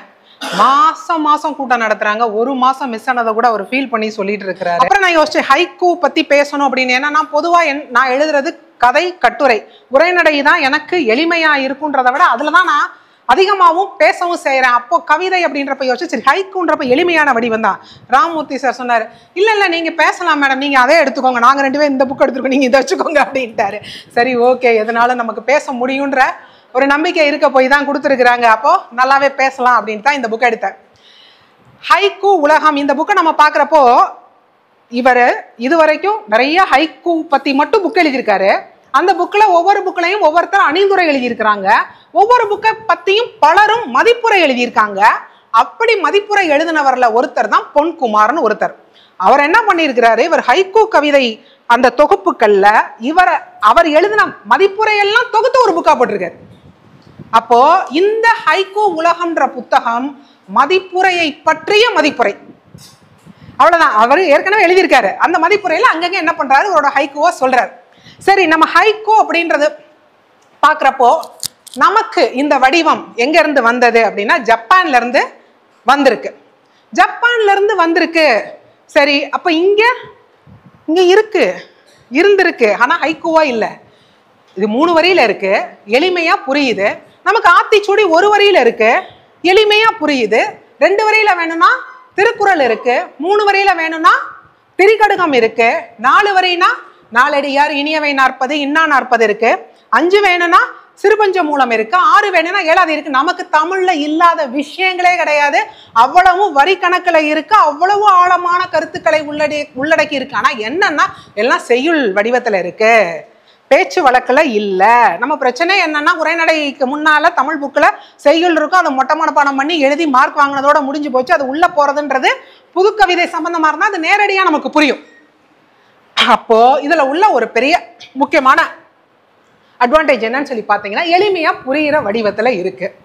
அப்போ அந்த ஒரு வடிவத்துல இருக்கிறதுனாலயே இது எளிதில் போய் சென்றடையுது. முதல்ல தமிழ்ல ஜப்பான்ல இருந்து ஹைக்கூவை இங்க கொண்டு வந்தவர் யாருன்னா பாரதியார். பாரதியாருக்கு அப்புறம் சிலர் என்ன பண்றாங்க, அப்பப்போ அதை தொட்டு தொட்டு விடுறாங்க. எனக்கு நல்லா ஞாபகம் இருக்கு, நான் காலேஜ் படிச்சுட்டு இருக்கிறப்போ கற்றதும் பெற்றதும்னு ஆனந்த விகடன்ல ஒரு பகுதி வருது. இல்லை சுஜாதா என்ன பண்றாருன்னா அந்த ஒவ்வொரு பகுதிக்கு முடிகிறப்போ ஒரு ஹைக்கூ போட்டு விடுவார். தெரிஞ்சுக்கோங்க இப்படி ஒரு வடிவம் இருக்கு, இது எவ்வளவு எளிமையா இருக்கு, அப்படி கொண்டு போய் சேர்க்கிறது. அப்படியே இன்னும் சில எழுத்தாளர்கள் செஞ்சுட்டு இருக்கப்போ அப்துல் ரஹ்மான் முக்கியமான கவிஞர், அவரும் என்ன பண்றாரு, ஹைக்கூ சம்பந்தமான விஷயங்களை அப்பப்ப சொல்லி கொடுத்துக்கிட்டே இருக்கிறாரு. 1990களுக்கு மேல முருகேஷ் நீங்க கேள்விப்பட்டிருப்பீங்க, தமிழ் இந்த திசையில பணிபுரிகிறாரு. அவருடைய மனைவி வெண்ணிலா ரொம்ப முக்கியமான எழுத்தாளர். அவங்க பொண்ணுங்க 2 பேருமே IPS IFS இப்ப பாஸ் பண்ணி இருக்கிறாங்க. அவர் தான் என்ன பண்ண ஆரம்பிக்கிறாரு, தீவிரமா எழுத ஆரம்பிக்கிறாரு. அவர் எழுதுறப்போ ஒரு பெரிய இளைஞர் கூட்டமா என்ன பண்ணுது, ஹைக்கூ எழுத ஆரம்பிக்குது. 90கள் மத்தியில அப்படி உருவாகி வந்த இளைஞர்களில் ஒருவர் தான் கவிஞர் இரா ரவி அவர்கள். ஓகே, அப்போ அந்த மாதிரி அப்படியே வந்துட்டே இருக்கு. இந்த ஹைக்கூ சரி எப்படி இருக்கணும் அப்படின்னா, முதல் வரி அப்படின்றது ஒரு செய்தியை கொடுக்குது, 2வது வரி ஒரு எதிர்பார்ப்பை தூண்டுது, 3வது வரி ஒரு திருப்பு முனையா இருக்கு. இவ்வளவுதாங்க, சிம்பிள். ஒரு செய்தி, ஒரு எதிர்பார்ப்பு, ஒரு திருப்பு முனை. நம்ம பெரும்பாலும் கதைகள் பார்த்தீங்கன்னா சிறுகதை ஒரு அப்படியே போகும், ஒரு சின்ன பிரச்சனை ஒரு தீர்வாகவும் இருக்கலாம், அங்கிருந்து வேற ஒரு தொடக்கமாகவும் இருக்கலாம். ஆனா அதுக்கு 5 பக்கம் எடுத்துக்கும், 10 பக்கம் எடுத்துக்கும், 50 பக்கம் கூட எடுத்துக்கும். ஆனா ஹைக்கூ பாருங்க, வெறும் 3 வரி. சொற்களும் பாத்தீங்கன்னா மேல 2 இல்ல 3, 2 இல்ல 3, 2 அவ்வளவுதான். ஆனா அதுல ஒரு செய்தி ஒரு 2 முதல் வரியில இருக்கு, 2வதுல இருக்கு. இப்ப உதாரணத்துக்கு குழந்தை அழுதது ஒரு செய்தி, 2வது பாம்பு என்ன சார் வரும், குழந்தை அழுதது, குடிக்காத பாம்பு, குடிக்காத பாம்பு என்னது அப்படின்னு ஒரு எதிர்பார்க்கிற மாதிரி ஒண்ணு, 3வது புற்றில் பால். மொத்தம் நமக்கு விளங்கிடுச்சு, பால் உண்மையிலேயே குழந்தைக்கு தேவை, குழந்தை என்ன பண்ணிட்டு இருக்கு, அழுதுட்டு இருக்கு. இங்க புத்துல ஊத்திட்டு இருக்காங்க, தெரிஞ்சு ஊத்தல, அவங்கள பொறுத்த வரைக்கும் என்ன நினைச்சு அறியாமையால ஊத்திட்டு இருக்காங்க. நம்ம போய் இதுல ஊத்தாதீங்கம்மா, பாம்புக்கு பாலுக்கும் சம்பந்தமே இல்லைன்னு சொன்னா நம்மள 4 சாத்து சாத்துவாங்க. இல்லைங்க என் பேரு நாகராணி, நான் இதுக்கெல்லாம் ராணி, நான் சொல்றேன்னா இன்னும் கூட 4 சாத்து விழுவும். அங்கெல்லாம் போய் நம்ம எதுவும் என்ன பண்ண முடியாது, சொல்ல முடியாது. அப்போ இவர் ஹைக்கூலாவது ரொம்ப சிம்பிளா என்ன பண்றாரு, குழந்தை அழுதது, குடிக்காத பாம்பு, புற்றில் பால். இப்போ இதுதான் இந்த வடிவம், ஒரு செய்தி, ஒரு எதிர்பார்ப்பு, அடுத்து ஒரு திருப்பம். இந்த மாதிரி எழுதின ஹைக்கூ பாத்தீங்கன்னா அவர் எத்தனை எழுதியிருக்காருன்னா நீங்க கற்பனையை பண்ணி பார்க்க முடியாது, 5000க்கு மேல எழுதி வச்சிருக்காரு. அதுல முதல்ல ஹைக்கூக்கள்ன்ற ஒரு தொகுப்பு வெளியிட்டு இருக்காரு 1997ல. அதுக்கு அணிந்துரை எழுதியிருக்கிறது யாருன்னு பார்த்தா சாலமன் பாப்பையா. அவருக்கு அணிந்துரை கொடுத்தவங்கள அந்த முன்னால சத்யராஜ் எழுதி கொடுத்தாருன்னாங்க அவர் புக்குக்கு. அவர் சாதாரண ஆட்களுடைய போக்குவரத்தெல்லாம் வச்சுக்க மாட்டாரு. இறையன்பு, சாலமன் பாப்பையா, சத்யராஜ், அப்புறம் இனி இருக்க அப்துல் கலாம், இவங்களோட தான் அவர் வந்து எதுனாலும் குடுக்கல் வாங்கல்லாம் வச்சுக்குவாருன்னு வச்சுக்கணும். என்ன சார், அதுதான் முக்கியமான எல்லாருக்கிட்டையும் அவர் வாங்கியிருப்பாரு. அப்போ அவர் தான் அதுக்கு வந்து என்ன பண்றாரு, அணிந்துரை எழுதி கொடுக்குறாரு. அந்த நூல் அதுக்கப்புறம் அடுத்து என்ன வருதுன்னா, முதல் தொகுப்பு கவிதை தான் எழுதுறாரு, 2வது ஹைக்கூ பிடிச்சாரு.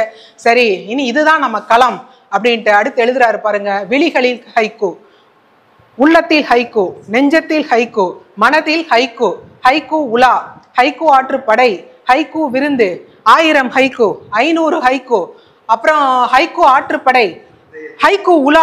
அதாவது அதை வச்சு அவ்வளவு நூல்கள் அவர் எழுதியிருக்கிறார். இந்த ஹைக்கூன்னு தலைப்பு இல்லாமலும் உதிராப்பூக்கள் மாதிரியான சில நூல்கள் எழுதியிருக்காரு. நான் எனக்கு என்ன ஆச்சரியன்னா, இவ்வளவு தலைப்புகள் வந்து யோசிச்சு யோசிச்சு யோசிச்சு என்ன பண்ணியிருக்கிறாரு, அவ்வளவும் எழுதி வெளியிட்டு இருக்கிறாரு.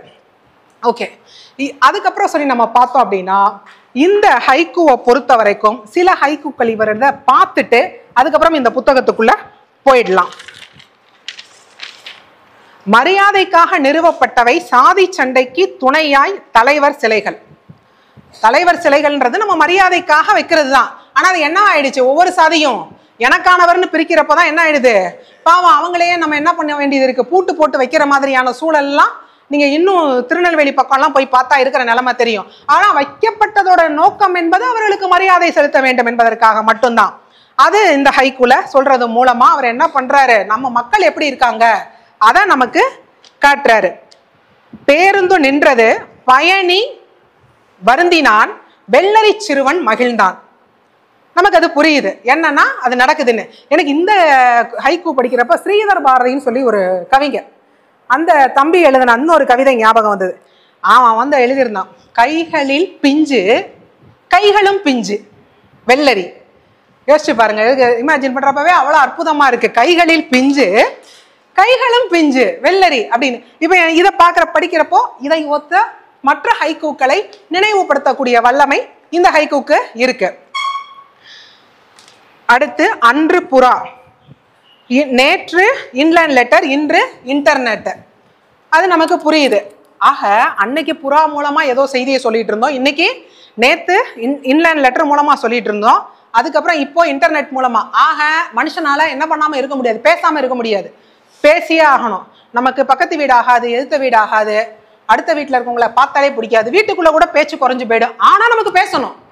பேசுறது அப்போ யாருக்கிட்ட பேசுறது, தள்ளி இருக்கவங்க கிட்ட இருந்து பார்த்தா சண்டை வருது. அப்போ புறா மூலமா பேசி, லெட்டர் மூலமா பேசி, இப்ப என்னது ஃபேஸ்புக் இன்ஸ்டாகிராம் இருக்கிற அத்தனை சமூக வலைதளங்கள்ல என்ன பண்ணிட்டு இருக்கிறோம், ஒரு பக்கம் மெயினா நியூஸை பார்க்கறது, இன்னொரு பக்கம் நலம் விசாரிக்கிறது, புரணி பேசுறது, எல்லாமே நடந்துட்டு இருக்கு. அப்ப பேசாம மனுஷனால இருக்க முடியாது. எல்லாரும் சொல்றாங்க தனி தீவாயிட்டாங்க, யாரும் யாரோட பேசுறது இல்ல. ஒண்ணும் கிடையாது. தெரிஞ்சவங்களோட அப்படியெல்லாம் பேசுறது இல்ல, தெரியாதவங்களோட, அறிமுகமே இல்லாதவங்களோட அறிமுகப்படுத்திட்டு பேசுறது அப்படின்றது தொடர்ந்துகிட்டு இருக்கு. பறக்க முடியும் பறவை, பறக்க முடியாத மனிதன், உயர்திணை எது? பறவையால பறக்க முடியும், நம்மனால பறக்க முடியாது. உயர்திணை எது? உயர்திணைனா உயர்ந்த திணையில உயர்ந்தது. நம்ம பறவையை என்ன போட்டு வச்சிருக்கிறோம், பறவை பறந்தது, ஓடியது அப்படின்னு தான் சொல்றோம். மனுஷன்னா நடந்தா ஓடினான்றான். ஆனா பறவையால என்ன பண்ண முடியுது, பறக்க முடியுது, நம்மளால பறக்க முடியல. அப்ப உயர்திணை எதுன்னு கேள்வி கேட்கிறாரு. இது ஒரு சிந்திக்கக்கூடிய கேள்வி. இது இன்னொரு ஒரு ஹைக்கூ யாரோ எழுதியிருந்தாங்கன்னு நினைக்கிறேன். என்னன்னா, பறவையின் பார்வையில் மனிதர்கள் ஊனமுற்றவர்கள். அது செய்யற ஒண்ணு நம்மளால செய்ய முடியல, அது பறக்குது, நம்மளால பறக்க முடியல. அது நம்மள என்னவா பாக்குது, ஐயே எனக்கு இருக்கிற திறமை உனக்கு இல்ல. அப்ப ஆக மொத்தம் அத்தனை பேரும் அதோட பார்வையில ஊனமுற்றவர்கள் அப்படின்ற அந்த ஒரு வரி ஞாபகத்துக்கு வந்தது. அடுத்து இவர் நிறைய அவருடைய மனைவியை ஐஸ் வைக்கிற மாதிரி நிறைய எழுதியிருக்கிறாரு. மாதா பிதா குரு ஒரே வடிவில் மனைவி, மாதா பிதா குரு ஒரே வடிவில் மனைவி. ஆமா, அதாவது என்னன்னா எங்க போனாலும் எதுவும் கேள்வி கேட்க கூடாதுன்னு நினைக்கிறேன். அதனால இப்படி எழுதி அந்த அம்மா அவங்களை அமைதிப்படுத்திட்டாரு. தெய்வம் கிடையாது. என்ன சார், அதுதான் கேள்வி கேட்கும். அப்படியா சார்? சரி, நானும் பாராட்டிடுறேன் சார். ஸோ இப்படி இந்த மாதிரி நிறைய வரிகள்ல பார்த்தீங்கன்னா அவருடைய முற்போக்கு குணம் தெரியும். ஸோ அவரோட கவிதைகளை ஒட்டுமொத்தமா பார்த்தோம் அப்படின்னா சமூகத்தினுடைய சீர்கேடுகளை தட்டி கேட்கிறதாகவும், மூட நம்பிக்கைகளுக்கு எதிராகவும், முற்போக்கு சிந்தனையை விதைப்பதாகவும் இருக்கும். எங்கேயுமே அவர் பின்னோக்கி போகல. ரொம்பவே வந்து ஒரு அட்வான்ஸா தான் யோசிக்கக்கூடிய மாதிரி தான் அவருடைய எழுத்து இருக்கு. அடுத்து இன்னொன்று ஒன்று, பெண்ணை விட ஆணே அழகு மயில்னு போட்டிருக்காரு. அது வந்து என்ன அப்படி போட்டிருக்காருன்னா, என்ன சார், மயில்ல வந்து ஆண்களுக்கு தான் தோகை, அதனால மயில் எல்லாம் ஆண் தான் அழகு பெண்ணை விட அப்படின்றாரு. சார், மனுஷங்கள்லயே ஆண்களுக்கு தான் பெண்கள் அழகு, பெண்களுக்கு யார் அழகு? அவ்வளவுதான். அதான் நிஜம். ஒரு பொண்ணு என்ன சார் அடுத்த, ஆமா ஆமா, ஒரு பொண்ணு அத்தனை சுலபத்துல போய் எனக்கு உங்களை ரொம்ப பிடிச்சிருக்கு அப்படிலாம் நம்மளுக்கு மனசே வராது, பொறாமதான் வரும் வச்சுக்கோங்க. அதுதான் நிஜம். அப்ப ஆணுக்கு ஆட்டோமேட்டிக்கா பிடிக்குது, வெளியில சொல்ற அந்த ஒரு சுதந்திரமும் இருக்கு. சொன்னா தெரிஞ்சா என்ன ஆக போகுது அப்படின்ற அந்த தனாவட்டும் இருக்கு. இங்க பெண்களுக்கு ஐயோ சொன்னா என்ன நினைச்சுக்குவாங்க, நம்ம மானம் போகும், மரியாதை போகும், முக்கியமா கற்பு அப்படின்னு அதெல்லாத்தையும் கணக்கு பண்ணி சொல்றது கூட கிடையாது. நல்லா இருக்கானா, சரி என்னத்தையா இருக்கேன்ப்பா போப்பா அப்படின்றவாங்க. ஆனா உள்ளுக்குள்ள ரசிப்பாங்க.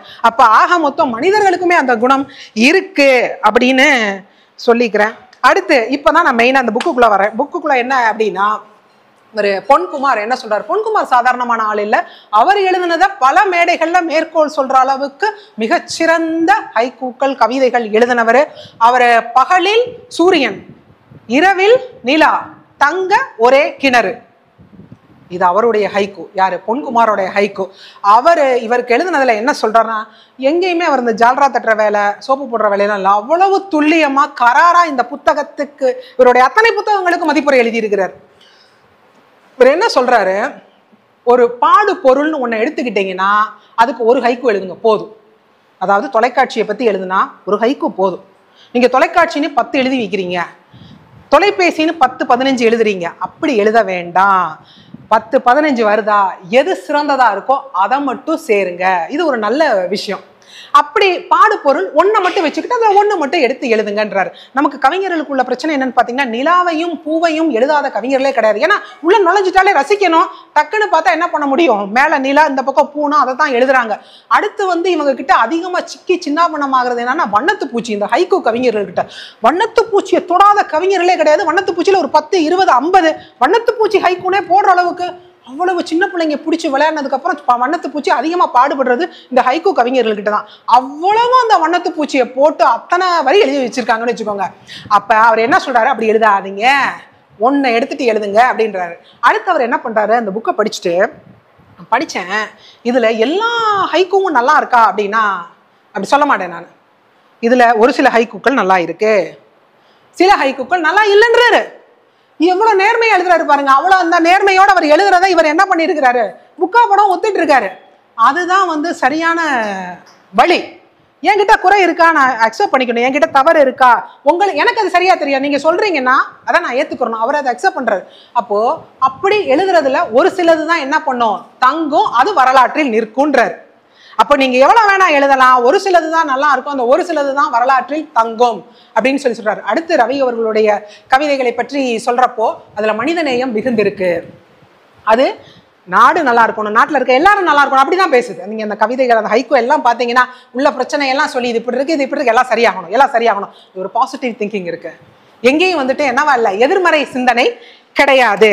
அடுத்து இவர் பாத்தீங்கன்னா மக்களோட மனசாட்சியாவும் மக்களுடைய குரலாவும் ஹைக்கூ இருக்கு. நம்மளுடைய பிரச்சனையை பேசுது, சம்பந்தம் இல்லாத வேற கிரகத்துல உள்ளதை பத்தி அது பேசல. சமூக அவலத்தையும் மூட நம்பிக்கைகளையும் இது பேசுது. எண்ணிக்கை பார்க்கறப்ப நான் சொன்னேன், இப்ப 5000 சொன்னேன். எண்ணிக்கை பார்க்கப்போ பிரமிக்க வைக்கிற அளவுக்கு இருக்கு, ஆனா நிதானம் தேவை. இந்த வரியை அவர் சொல்றாரு. என்னன்னா, கொஞ்சம் நீங்க என்ன பண்ணுங்க, கொஞ்சம் ஸ்லோ பண்ணுங்க, இன்னும் என்ன பண்ணுங்க, குவாலிட்டி இன்னும் கொஞ்சம் இம்ப்ரூவ் பண்ணுங்க, இதெல்லாம் அவர் சொல்றாரு. அடுத்து பார்த்தா நிறைய ஹைக்கூக்கள், பழமொழி, சொலவடை, அதுக்கப்புறம் விடுகதை, இதை சொல்லி கடைசி வரியில முடிக்கிறது. அப்படி முடிக்கிறப்ப நமக்கு ஒரு ஹைக்கூ கிடைச்சிடும். ஆனா இப்படி எழுத எத்தனையோ பேர் இருக்காங்க. அப்போ நீங்க அடுத்து எழுதுறப்போ உங்களுக்கு நிறைய எழுத்தாற்றல் இருக்கு, செய் நேர்த்தி இருக்கு, வெளிப்படுத்துற தன்மை இருக்கு. அப்படி இருக்குன்ற பட்சத்துல இந்த மாதிரி பழமொழிகள்ல இருந்து எழுத வேண்டாம் அப்படின்றத சொல்றாரு. என்ன பழமொழி அப்படின்றத சிலதை நான் வாசிக்கிறேன். அகதி சொல் அம்பலம் ஏறாது, இன்னலில் இலங்கை தமிழர், ஐயா ரவி எழுதினது. அச்சாணி இல்லாத தேர் முச்சாணும் ஓடாது, அச்சாணி என்னவள், நுணல் வாயால் கெட்டார் போல் சில அரசியல்வாதிகள், 5 3 8 அத்தை மகளை கட்டு குறை பிரசவம், 58 அருவாள் அறுக்க மாட்டாதவனிடம் அதிகபட்ச மந்திரிகள், ஊதி ஊதி உள்ளதெல்லாம் பால், மதவெறி பேச்சு, இந்த மாதிரி இப்படியே போயிட்டு இருக்கு. அப்போ மொத்தத்துல பாக்குறப்போ இவருடைய எழுத்துக்கள், நான் ஒரு இந்தியன், நான் ஒரு தமிழன் அப்படின்ற சிந்தனையை தாண்டி முன்னால நான் ஒரு மனிதன், நான் எழுதுறது மனுஷங்களுக்காக அப்படி நிக்குது. பாரதியார் எழுதுறப்போ தனி ஒரு மனிதனுக்கு உணவில்லைன்னு ஜகத்தினே அழித்துட்டு அவர் ஒன்று தமிழ்நாட்டை அழிப்போம், இந்தியாவை அழிப்போம் அப்படின்னு எல்லாம் குறுக்கலை. அப்ப எந்த ஒரு சாதிக்கான, எந்த ஒரு மதத்துக்கான, எந்த ஒரு குழுவுக்கான, எந்த ஒரு நாட்டுக்குமான எழுத்து கிடையாது. அவருடைய ரவி அவர்களுடைய எழுத்து என்பது மொத்த மானுட குலத்துக்கானது, எல்லாருக்குமானது, எல்லாருக்கும் பொதுவானது, எல்லாரும் நல்லா இருக்கணும், எல்லாருக்கும் எல்லாம் கிடைக்கணும். இந்த உயர்ந்த சிந்தனை கவிஞர்களுக்கு, கலைஞர்களுக்கு உரியது. அப்ப அப்படியான ஒரு சிந்தனை இவர்கிட்ட நம்ம பார்க்குறோம். இவ்வளவு பொன்குமார் நிறைய அங்கங்கே விமர்சனம் சொல்லிட்டு இது பண்ணாலும் பார்த்தீங்கன்னா கடைசியில் இவர் என்ன சொல்றாருன்னா, பருதி முன்னால பருதி இல்லாம போச்சுன்னா, பருதினா சூரியன், சூரியன் இல்லாம போச்சுன்னா உலகத்துல உள்ள உயிர்கள் எதுவுமே இருக்காது. அது மாதிரி தமிழ்ல ஹைக்கூ வரலாறு எழுதுனா, துளிப்பா வரலாறு எழுதுனா அதுல இரா ரவி அவர்களுடைய பேர் இல்லாம எழுத முடியாது. அந்த அளவுக்கு தவிர்க்க முடியாத இடத்தில் இருப்பவர். வாய்ப்புக்கு நன்றி. 3வது புத்தகத்தை நான் உங்களுக்கு மதிப்புரையாக வழங்கியிருக்கின்றேன். இது மேடம் சொன்னது ரொம்ப ஹைக்கூ கவிதை ரொம்ப சிறப்பாக நல்லாவே உள்ளார்ந்து படித்து அதை நல்லா உள்வாங்கி நிறைய செஞ்சுருக்காங்க. எனக்கு கொடுக்கப்பட்ட அந்த புத்தகம் கட்டுரையானது, கட்டுரை வடிவில். இதில் என்ன ஒரு பியூட்டி அப்படின்னா, ரவி இது வரைக்கும் கவிதை தான் எழுதியிருக்கார். கவிதையாக எழுதினவர் தான் பெற்ற அனுபவங்களை வைத்து கட்டுரையாக ஒரு நூலை எழுதுவோம் அப்படின்னு சொல்லி எழுத ஆரம்பிச்சிருக்காரு. நல்ல சிறந்த முறையில் செஞ்சுருக்கார். அதுவும் நல்லாவே இருக்குது, சொல்லும்போது உங்களுக்கு தெரியும். அதனால் அவருடைய ஒரு உருவத்தை கொஞ்சம் மாற்றி காமிக்குது. இந்த மாதிரி கட்டுரைகளையும் அவர் நிறைய எழுதணுன்றது என்னுடைய ஆவல். இதற்கு தலைப்பு கொடுத்துருக்குது திரும்பி பார்க்கிறேன் அப்படின்னு ஒரு தலைப்பு, நல்ல ஒரு தலைப்பு. இதனுடைய முதல் பதிப்பு 2025 தான். நண்பர் முருகேசன் கூட கேட்டார், அவருடைய 3 புத்தகத்தை நீங்கள் ரிவ்யூ பண்ணுறீங்க, எல்லாம் ஏற்கனவே பண்ண மாதிரி தெரியுது அப்படின்ற மாதிரி கூட கேட்டார். ஆனால் 3 புத்தகமே, இப்போ பண்ண 3 புத்தகமே 2025 மார்ச் ஏப்ரல் இதில் தான் பப்ளிஷ் ஆகிருக்கு. ஆனால் அவர் வெளியான உடனேயே நிறைய இடங்களுக்கு அனுப்பிச்சு அதனுடைய மதிப்புரைகள் நமக்கு வர ஆரம்பிச்சிருச்சு. பேப்பரில் தினமலரில் வந்துருச்சு, நிறைய பேப்பர்லாம் வந்திருக்கு. அதனால் நமக்கு பழைய புத்தகமாக தெரிஞ்சிருக்குன்னு நினைக்கிறேன்.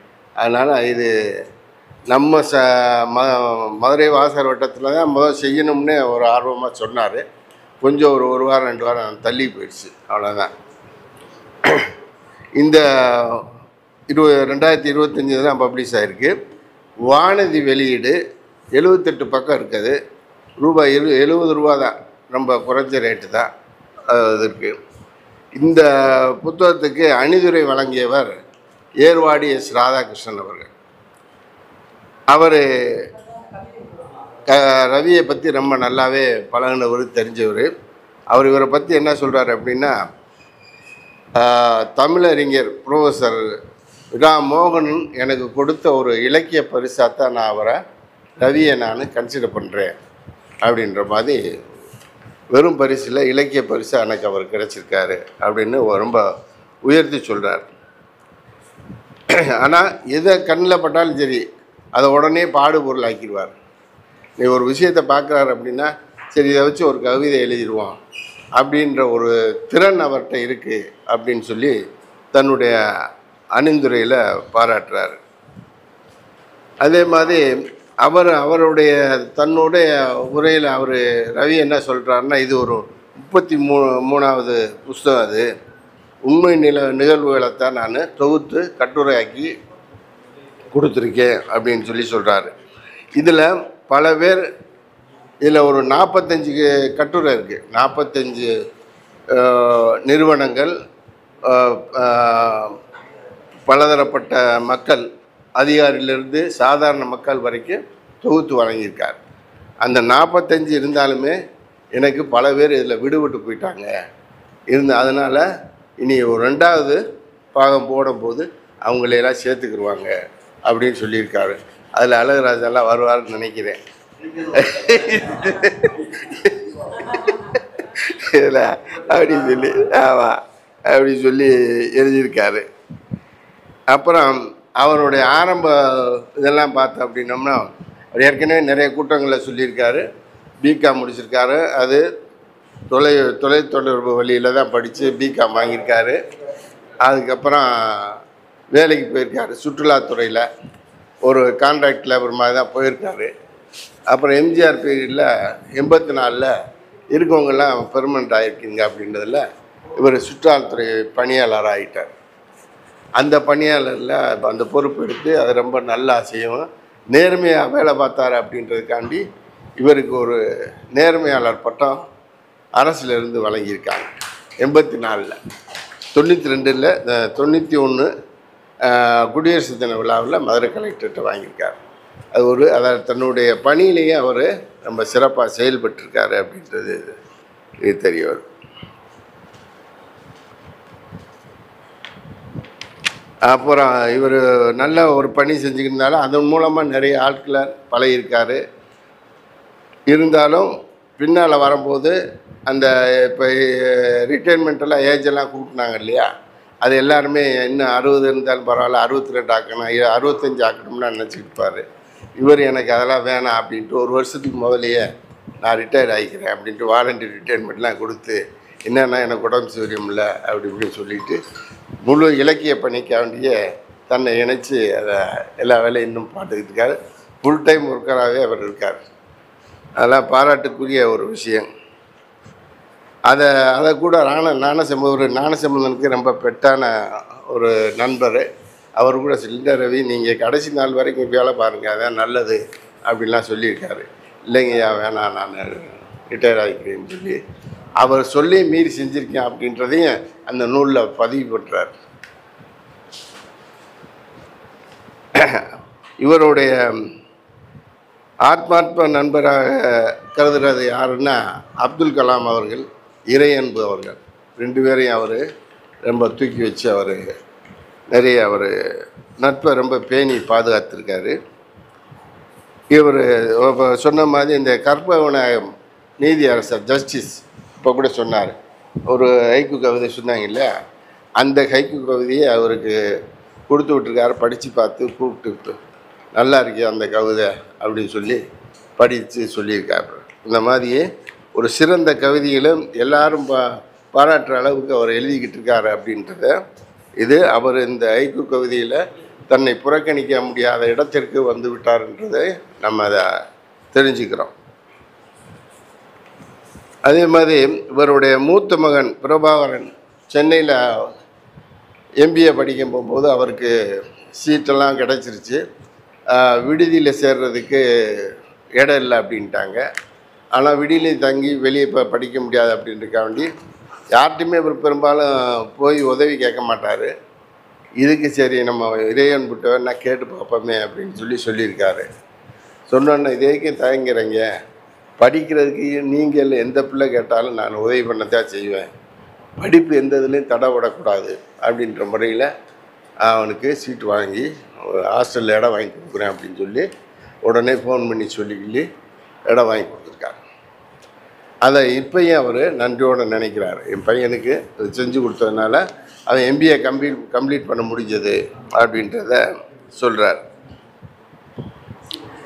அதே மாதிரி இறையன்பு பார்த்திங்க அப்படின்னா எல்லா புத்தக திருவிழாவுக்கும் அவர் வந்துடுவார், வந்து ஒரு சிறப்புரை ஆற்றுவார். அவர் அந்த பணியை ஒரு சமூக பணியாக தான் செஞ்சுக்கிட்டு இருக்கார். அது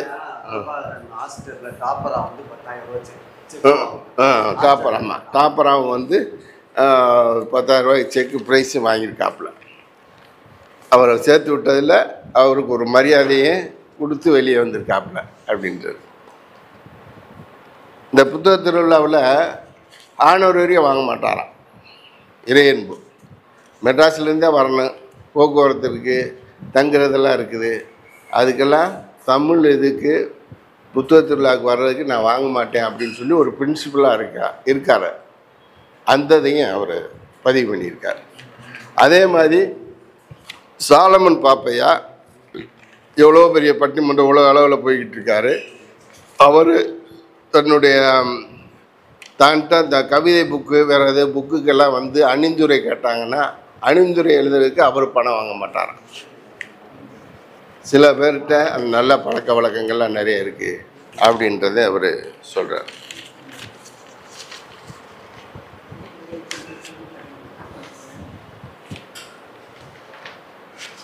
அப்புறம் சாலமன் பாப்பையாவை அவர் மனைவி சமீபத்தில் இறந்தாங்க. அப்போ அவருக்கு கண் ஆப்ரேஷன் ஆகிருந்துச்சு, நான் போக முடியல அப்படின்னு சொல்லிட்டு இன்னொரு நாள் போய் பார்த்துருக்காரு. அவர் போய் பார்த்து பேசும்போது குலுங்கி அழுதுருக்காராம். மனைவி மேலே அவ்வளவு பாசம் வச்சுருக்கத அப்போ தான் என்னால் தெரிஞ்சுக்கிற முடிஞ்சிச்சு. எத்தனையோ பேரை சிரிக்க வைக்கிறவர் அவரை அழுது பார்த்தேன் அப்படின்னு தன்னுடைய இதை பதிவு பண்ணுறாருங்க. அதே மாதிரி நீதியரசன் மகாதேவனை பற்றியும் சொல்லியிருக்காரு. ஹைகோர்ட்டிலிருந்து உச்ச நீதிமன்றமாக நீதிபதியாக போனவர். அவர் ரொம்ப எளிமையானவர்.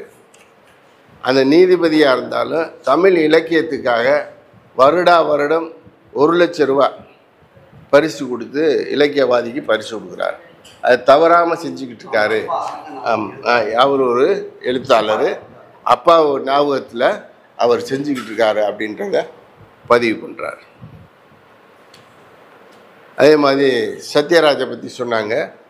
சத்யராஜ் பெரியார் வேடத்தில் நடித்த சத்யராஜை பற்றியும் அவருக்கு சிறப்பான ஒரு கட்டுரையை எழுதியிருக்காரு. அதே மாதிரி புரட்சி தலைவி ஜெயலலிதா அவங்கள பற்றியும் ஒரு மெசேஜ் கொடுத்துருக்காரு. எப்படி அப்படின்னா, சார் சொன்னார்ல இந்த திரைப்பட சுவடுகள் அந்த இதில் சொல்ல போகும்போது மாயாண்டி குடும்பத்தார் அப்படின்னு ஒரு படம் வந்தது, உங்களுக்கு குடும்ப படம் தெரியும். அந்த மாயாண்டி குடும்பத்தாரை பார்த்து இவர் ஒரு விமர்சனம் எழுதியிருக்கார். அந்த விமர்சனத்தில் அந்த கம்பெனிக்காரங்களுக்கு அனுப்பிச்சிருக்காப்புல. அனுப்பிச்சிக்கிறவன் பார்த்து இவருடைய விமர்சனம் நல்லா இருக்குன்ட்டு பப்ளிக் கொடுத்த விமர்சனம்னு போட்டிருக்காங்க. போட்டு ஃபோன் நம்பரோடு போட்டு விளம்பரத்தில் பேப்பரில் போய்கிட்டு அதை பார்த்து அந்த அம்மா ஃபோன் பண்ணியிருக்கு, ஜெயலலிதா அம்மா. யாருங்க நீங்கள் கவிஞர் ரவியா இந்த மாதிரி அப்படின்னு. ஆமாம்மா, நான் இவருக்கு உடம்பு நடி இருக்கிறேன், ஜெயலலிதா அப்போ அவங்க பவரில் இருக்காங்க அப்படின்ட்டு வந்த உடனே இந்த மாமா அப்படின்னு. ரொம்ப நல்லா இருந்தது உங்கள் விமர்சனம். நீங்கள் திரைப்படத்துக்கெல்லாம் நீங்கள் பாட்டு எழுதலாம்ல, நீங்கள் இவ்வளவு திறமையெல்லாம் வச்சுக்கிட்டு சும்மா இருக்கீங்க அப்படின்னா. இல்லைம்மா, நான் ஒர்க் பண்ணிக்கிட்டு இருக்கேன் சுற்றுலாத்துறையில், நான் வேலையை விட்டுட்டு சென்னையிலே இருக்கணும், அங்கேருந்து செய்யணும், இல்லை இந்த திறமையெல்லாம் வெளியே கொண்டு வாங்க, நான் ஜெயா டிவியில் சொல்லி உங்களை பேட்டி எடுத்து போட சொல்கிறேன் அப்படின்னு சொல்லி உடனே ஃபோன் பண்ணி பேட்டி எடுக்க சொல்லிட்டாங்க. அடுத்த ஒரு வாரத்தில் நீங்கள் வாங்க இங்கே ஜெயா ஸ்டுடியோவுக்கு வந்து பேட்டி கொடுத்து அது அவ்வளோ ஒரு வேர்ல்டு போயிருக்கு. இதை வந்து தான் வீட்டில் சொல்லியிருக்கார் ஒய்ஃப்கிட்ட, இந்த மாதிரி அந்த அம்மா பேச்சு என்னங்க என்னம்மா கிறுக்குத்தனமாக இருக்குது, அந்த அம்மா உங்களை தேடி எங்கிட்டுக்க பேச்சு அப்படின்னு சொல்லினேன். இல்லைம்மா இந்த மாதிரி இருக்கு அப்படின்ட்டு அவங்களே நம்ப முடியாதுல்ல, அது அந்த அம்மா யார்ட்டையும் பேசுமா அப்படி. அப்போ இவரோட எழுத்து எப்படி கவருது அப்படின்றதுக்கு சொல்ல வர்றேன்.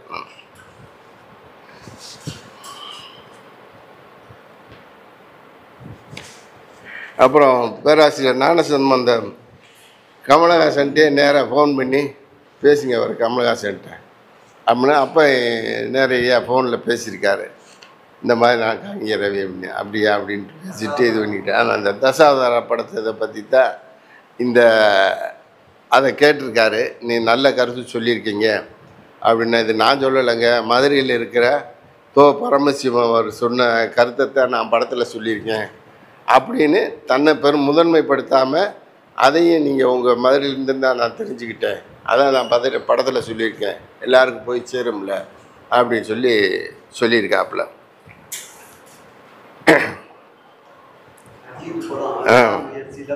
ஆமாம் ஆமாம். அப்புறம் இந்த திரைப்பட இதில் பார்த்தோம் அப்படின்னோம்னா, சார் சொன்னார் அந்த அஜித் படம் பழைய மங்காத்தா ஒரு சோஷியல் தாட்டே இல்லாமல் எடுத்திருக்காங்க, கொலை கொட்டு வெட்டு குட்டு அப்படின்னு சொல்லி. ஆனால் அதே நேரத்தில் அஜித் படம் சில படங்களில் ரொம்ப நல்ல படங்கள் இருக்குது. அந்த விடாமுயற்சி படத்தையும் இவர் பார்த்து அதற்கான ஒரு சிறந்த ஒரு விமர்சனத்தையும் அவர் கொடுத்துருக்காரு. அதாவது எது நல்லதோ அதை நல்லதுன்னு சொல்லுவார், கெட்டதுன்னா கெட்டதுன்னு சொல்கிறார். அதுதான் ஒழிய அது நல்ல ஒரு இது. அப்புறம் தான் படித்த சேதுபதி மேல்நிலை பள்ளியை பற்றியும் ஒரு கட்டுரை எழுதியிருக்காரு. அந்த சேதுபதி மேல்நிலை பள்ளியில் வேலை பார்த்த அரசன் சண்முகனார் என்ற அந்த தமிழ் ஆசிரியரை பற்றி பேசியிருக்காரு. அதில் என்ன சொல்கிறார் அப்படின்னா, அந்த ஆசிரியர் அப்போ இருக்க ஹெச்எம் தமிழில் லேசாக பேசியிருக்காங்க. இப்போ மற்ற பாடத்துக்கெல்லாம் முன்னுரிமை, மற்ற தமிழ் பாடம் தானங்க, எல்லாருக்கும் தமிழ் தெரியும்ல, 2 பாடத்தை குறைச்சிக்கோங்க, இந்த பாடத்தை சேர்த்துக்கோங்க அப்படின்ட்டாப்புல. அதில் அவர் கோவப்பட்டு, அப்படி என்ன தமிழை குறைச்சி நீ பேசுகிற, அவன்கிட்ட வேலையே வேணாம்னு சொல்லி வேலையை விட்டுட்டு போயிருக்கார். சோழம் வந்தார். இப்போ வந்து அவர் போஸ்ட் வேக்கண்ட்டில் தான் பாரதியார் வேலைக்கு வந்திருக்காராம். என்னங்கய்யா முத்துராஜையா? ஆமாம், அது ஒரு வரலாறு. அந்த வரலாறையும் அவர் எழுதியிருக்காரு. எது தெரியணுமோ எல்லாத்தையும் தெரிய வைக்கிறக்காண்டி ஒரு நல்ல ஒரு முயற்சியை எடுத்திருக்கார். அப்புறம் தோப்பா அவர்களை பற்றியும் ஒரு செய்தி சொல்லியிருக்கார். தோப்பா ஒரு நல்ல தமிழ் அறிஞர், நல்ல ப்ரொஃபஸரு. இங்கே மதுரையில் யூனிவர்சிட்டியில் இந்த தியாகராஜா கல்லூரியில் வேலை பார்த்தவர். அவர் கூட சார் கூட நான் வேலை பார்த்துருக்காரு. அப்புறம் மனோன்மணி சுந்தரனார் யூனிவர்சிட்டியில் போய் பார்த்துருக்காரு. அவருக்கு இறுதி நாட்களில் அவருக்கு கொஞ்சம் உடம்பு சௌகரியம்லாம் போச்சு. சௌகரியம் போக அங்கேருந்து சென்னைக்கு போய் தான் ட்ரீட்மெண்ட் எடுக்கணும் அப்படின்னு சொல்லி இது பண்ணிட்டாங்க. அந்த ட்ரீட்மெண்ட் போகிறதுக்கு மதுரைக்கு வந்து ஃப்ளைட்டில் ஏற வந்திருக்காங்க. அதில் நிறைய வீல் சேரில் தான் கொண்டு வந்திருக்காங்க. அதில் நிறைய ஃபார்மாலிட்டிஸு இவரை போக விட மாட்டேன்னாங்களா. அப்போ இவர் பார்த்துட்டாக ஒரு பெரிய தமிழறிஞர் இப்படி வச்சுக்கிட்டு இருக்காங்களே போய் நேராக சொல்லி, ஏன்னா அப்போ ஏர்போர்ட்டில் தான் அவர் சுற்றுலா ஆர்வலராக இருக்கார். அப்போ சொன்னோன்னாங்க, வாங்க அவர் பெரிய ப்ரொஃபஸருங்க, விடுங்க அவருக்கு உடம்பு சௌகரியம் இல்லை, இம்மிடியேட்டாக போய் அவருக்கு ட்ரீட்மெண்ட் கொடுத்தா தான் நல்லாயிருக்கும் அப்படின்னோன்னா, சரி இவர் சொல்கிறாருன்னு உடனே செக்கப்லாம் ஈஸியாக முடித்து அனுப்பிச்சி விட்டாங்களாம். அதுக்கப்புறம் ஒரு 5 வருஷம் 10 வருஷம் அவர் வாழ்ந்திருக்கார். அப்படி அந்த மாதிரி வந்து அவர் இறந்த பிறகு அவர் நினைவு நாள் கூட்டத்தில் அவர் மக வந்து சொல்லுதான், இவர் போயிருந்திருக்கார் அந்த நினைவு நாள் இதுக்கு.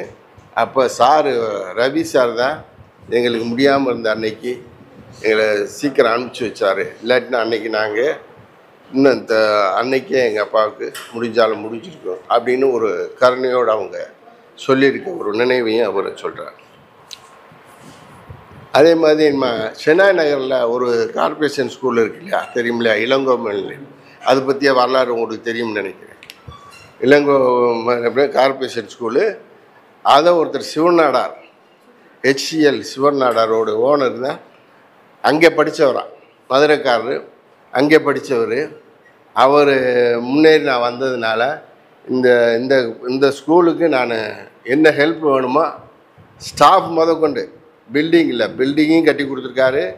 எக்ஸ்ட்ரா ஸ்டாஃப் வேணும்னாலும் அவங்களுக்குள்ள சேலரி பூரா எல்லாம் நான் தரேன்னு சொல்லி அவர் இன்னும் கொடுத்துக்கிட்டு இருக்காராம். இதை பற்றிய விளம்பரம் எதுலேயும் வரக்கூடாதுன்னு வேற ரிக்வெஸ்ட் பண்ணியிருக்காங்க. இது மாதிரி இது ஒரு நல்ல செயல்களை செய்த ஒரு நல்ல ஆளையும் அவர் ஞாபகப்படுத்தியிருக்காரு. அப்புறம் வாசகரிடமிருந்தே எவ்வளவுதான் நிறையா கற்றுக்கிட்டு அவர் நிறையா வைக்கு எழுதினாரும், வாசகர்கிட்ட இருந்து நான் கற்றுக்கிட்டேன் சில விஷயங்களை அப்படின்னு ஒரு இதையும் சொல்கிறார். இந்த டைரி நிகழ்ச்சியில் இந்த ஒரு பாட்டு போட்டு கேட்குறாங்க இல்லையா, நம்ம ரிக்வெஸ்ட் கொடுத்தோம்னா அந்த இதில் இவர் பழைய படத்தில் கண்ணை கலைமானே கண்ணதாசனுடைய கடைசி பாட்டை எனக்கு போடுங்கன்னு சொல்லி கேட்டிருக்காரு. அவங்க ஸ்டாக் இல்லை, அந்த படம் பாட்டு இல்லை, வேறு ஏதாவது ஒன்று கேளுங்க அப்படின்னு இருக்காங்க. எஸ்எஸ் மியூசிக்காக அந்த மியூசிக் டிவியில் கேட்டிருக்காங்க. அது இல்லை சார் வேறு அதான்னு, அது என்னத்தையும் ஒன்று போடுங்கன்னு சொல்லி புதுசாக வந்த ஏதோ ஒரு டப்பா குந்தி பார்த்தவங்க கேட்டார் உலக அரைச்ச மாவு அரைக்குன்னு சொல்லி அதை போட்டாங்களாம். அதை கேட்ட ஒரு ரசிகர் சொல்லியிருக்காரு, என்ன சார் உங்கள்கிட்ட நான் இப்படி எதிர்பார்க்கவே இல்லையே, நல்ல ஒரு கவிஞர் நீங்கள் இந்த மாதிரி இதை பாட்டை கேட்டிருக்கீங்களே அப்படின்றத. அப்போ இப்படியெல்லாம் நம்ம தவறு பண்ணுறோம், நம்ம திருத்திக்கிறணும் அப்படின்ற ஒரு விஷயத்தையும் அந்த இதில் சொல்கிறார். அதே மாதிரி அப்துல் ரஹ்மானை பற்றி சொல்கிறாரு. அவர் இந்த சினிமா பாட்டெல்லாம் பெரும்பாலும் எழுத மாட்டாராம், கவிதை தான் எழுதுவாராம்.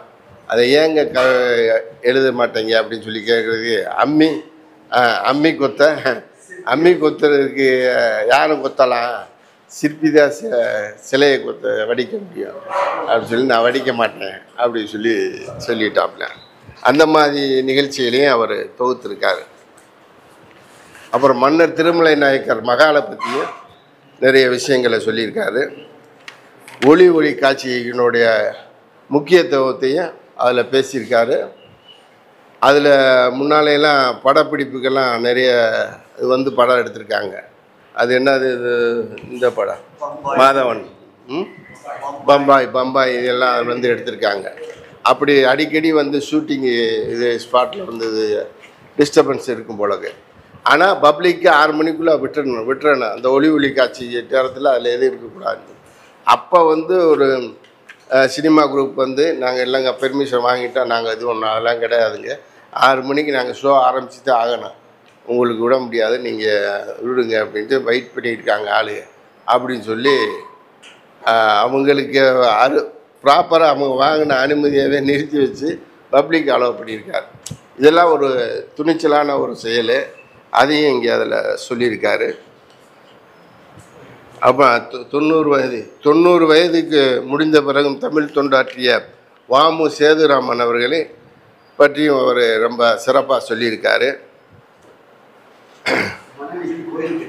அவர் மனைவிக்கு அவர் கோவில் கட்டியிருக்காரு, கோவில் கட்டி இருந்து விட்டிருக்காரு. அவரை பற்றி நல்லா சொல்லியிருக்காரு. இவருக்கு தமிழில் குருநாதர் யாருன்னு கேட்டால் அப்படின்னா தமிழ் தேனி மோகனத்தை அவர் சொல்கிறாரு. நிர்மலா மோகனை பற்றியும் அவர் சொல்லியிருக்காரு. நம்ம இவர் தாத்தாவை செல்லையாவை பற்றியும் சொல்லியிருக்காரு. அவர் தான் சின்ன பிள்ளையிலேருந்து அவரை எடுத்து வளர்த்து இது பண்ண மாதிரி சொல்லி அவருடைய நினைவுகளையும் அவர் சொல்லியிருக்காரு.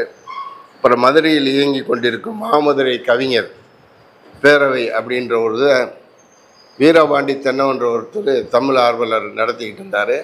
நல்லாவே நடத்திக்கிட்டு இருந்தார். மணியம்மை ஸ்கூலில் தான் நடக்குன்னா மணியம்மை ஸ்கூலில் தான் மாதம் நடக்கும். ஒவ்வொரு மாதமும் கடைசி ஞாயிற்றுக்கிழமை நடக்கும். அவர் இடையில மறைஞ்சிடுறாரு.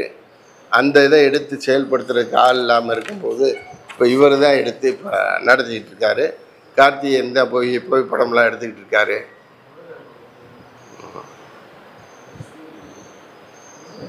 அப்புறம் தன்னுடைய வாழ்க்கைக்கான ஒரு குருவை யார் எடுத்திங்கன்னா பெரியார் நெறியாளர் வரதராஜன் அவர் எடுத்துக்கிட்டு இருக்காரு.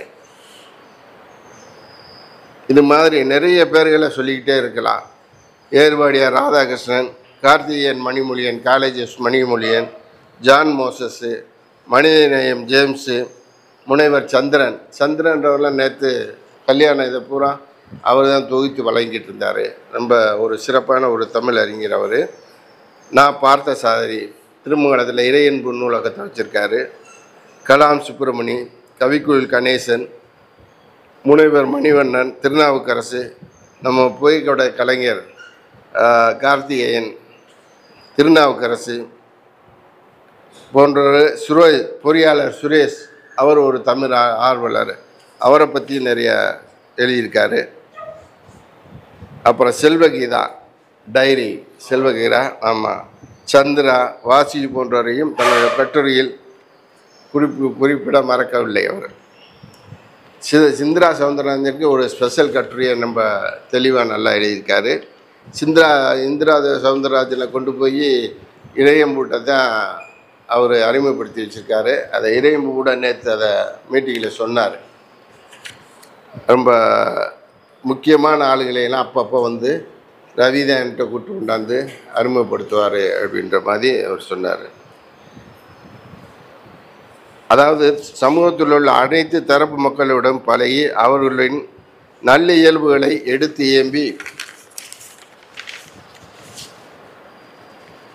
ஏம்பியுள்ளார். மதுரையில் நடைபெறும் அனைத்து கூட்டங்களுக்கும் இவர் செல்வார். இவரை எல்லா கூட்டங்களிலும் காணலாம். நகரில் இவர் கண்ட காட்சியை உலகம் முழுவதும் பரப்புவதில் வல்லவர். சமூக சேவை, பொதுநல தொண்டுகள், இலக்கியத்தலம் போன்றவற்றில் தொய்வின்றி இயங்கிக் கொண்டிருப்பவர். நம்ம வானதி பதிப்பகம் இவரை உச்சி முகந்து பாராட்டுகிறது. நமக்கெல்லாம் பெருமையாக இருக்கின்றது. கலைஞர் நூற்றாண்டில் போய் ஒரு புஸ்தகத்தை படித்தோம், ஒரு இலக்கிய கூட்டத்திலாம் அட்டன் பண்ணோம் அப்படின்றலாம் இல்லாமல் அங்கே சிற்றுண்டி சாலை இல்லை அப்படின்ற ஒரு குறை ஒரு வருஷமாக இருக்குது. கான்ட்ராக்ட் தகராறில்லை, இவனுக்கு கொடுக்குறான், அவனுக்கு கொடுக்குறான், அந்த கட்சிக்காரன் கேட்குறேன், அந்த வட்ட செயலாளர் கேட்குறான்னு இருந்தது. ஆனால் பிள்ளையெல்லாம் பாவம் வந்து வெளியில் போய் ரொம்ப தூரம் சாப்பிடுது. அதை பாவம் அதை ஒரு சமூக கண்ணோட்டத்தோடு பார்த்து அதை இறைவனுக்கு ஃபோன் பண்ணி இந்த மாதிரி இருக்கீங்க, அதை உங்களால் செய்ய முடிஞ்சா செய்யுங்க அப்படின்னு அவர் உடனே ஃபோன் பண்ணி சொல்லி இப்போ கேன்டீன் இருக்காங்க. இப்படியான வேலைகளையும் ஊட அந்த மாதிரி வேலைகள்லாம் நிறைய பணிகள்லாம் அவர் செஞ்சுக்கிட்டு இருக்காரு.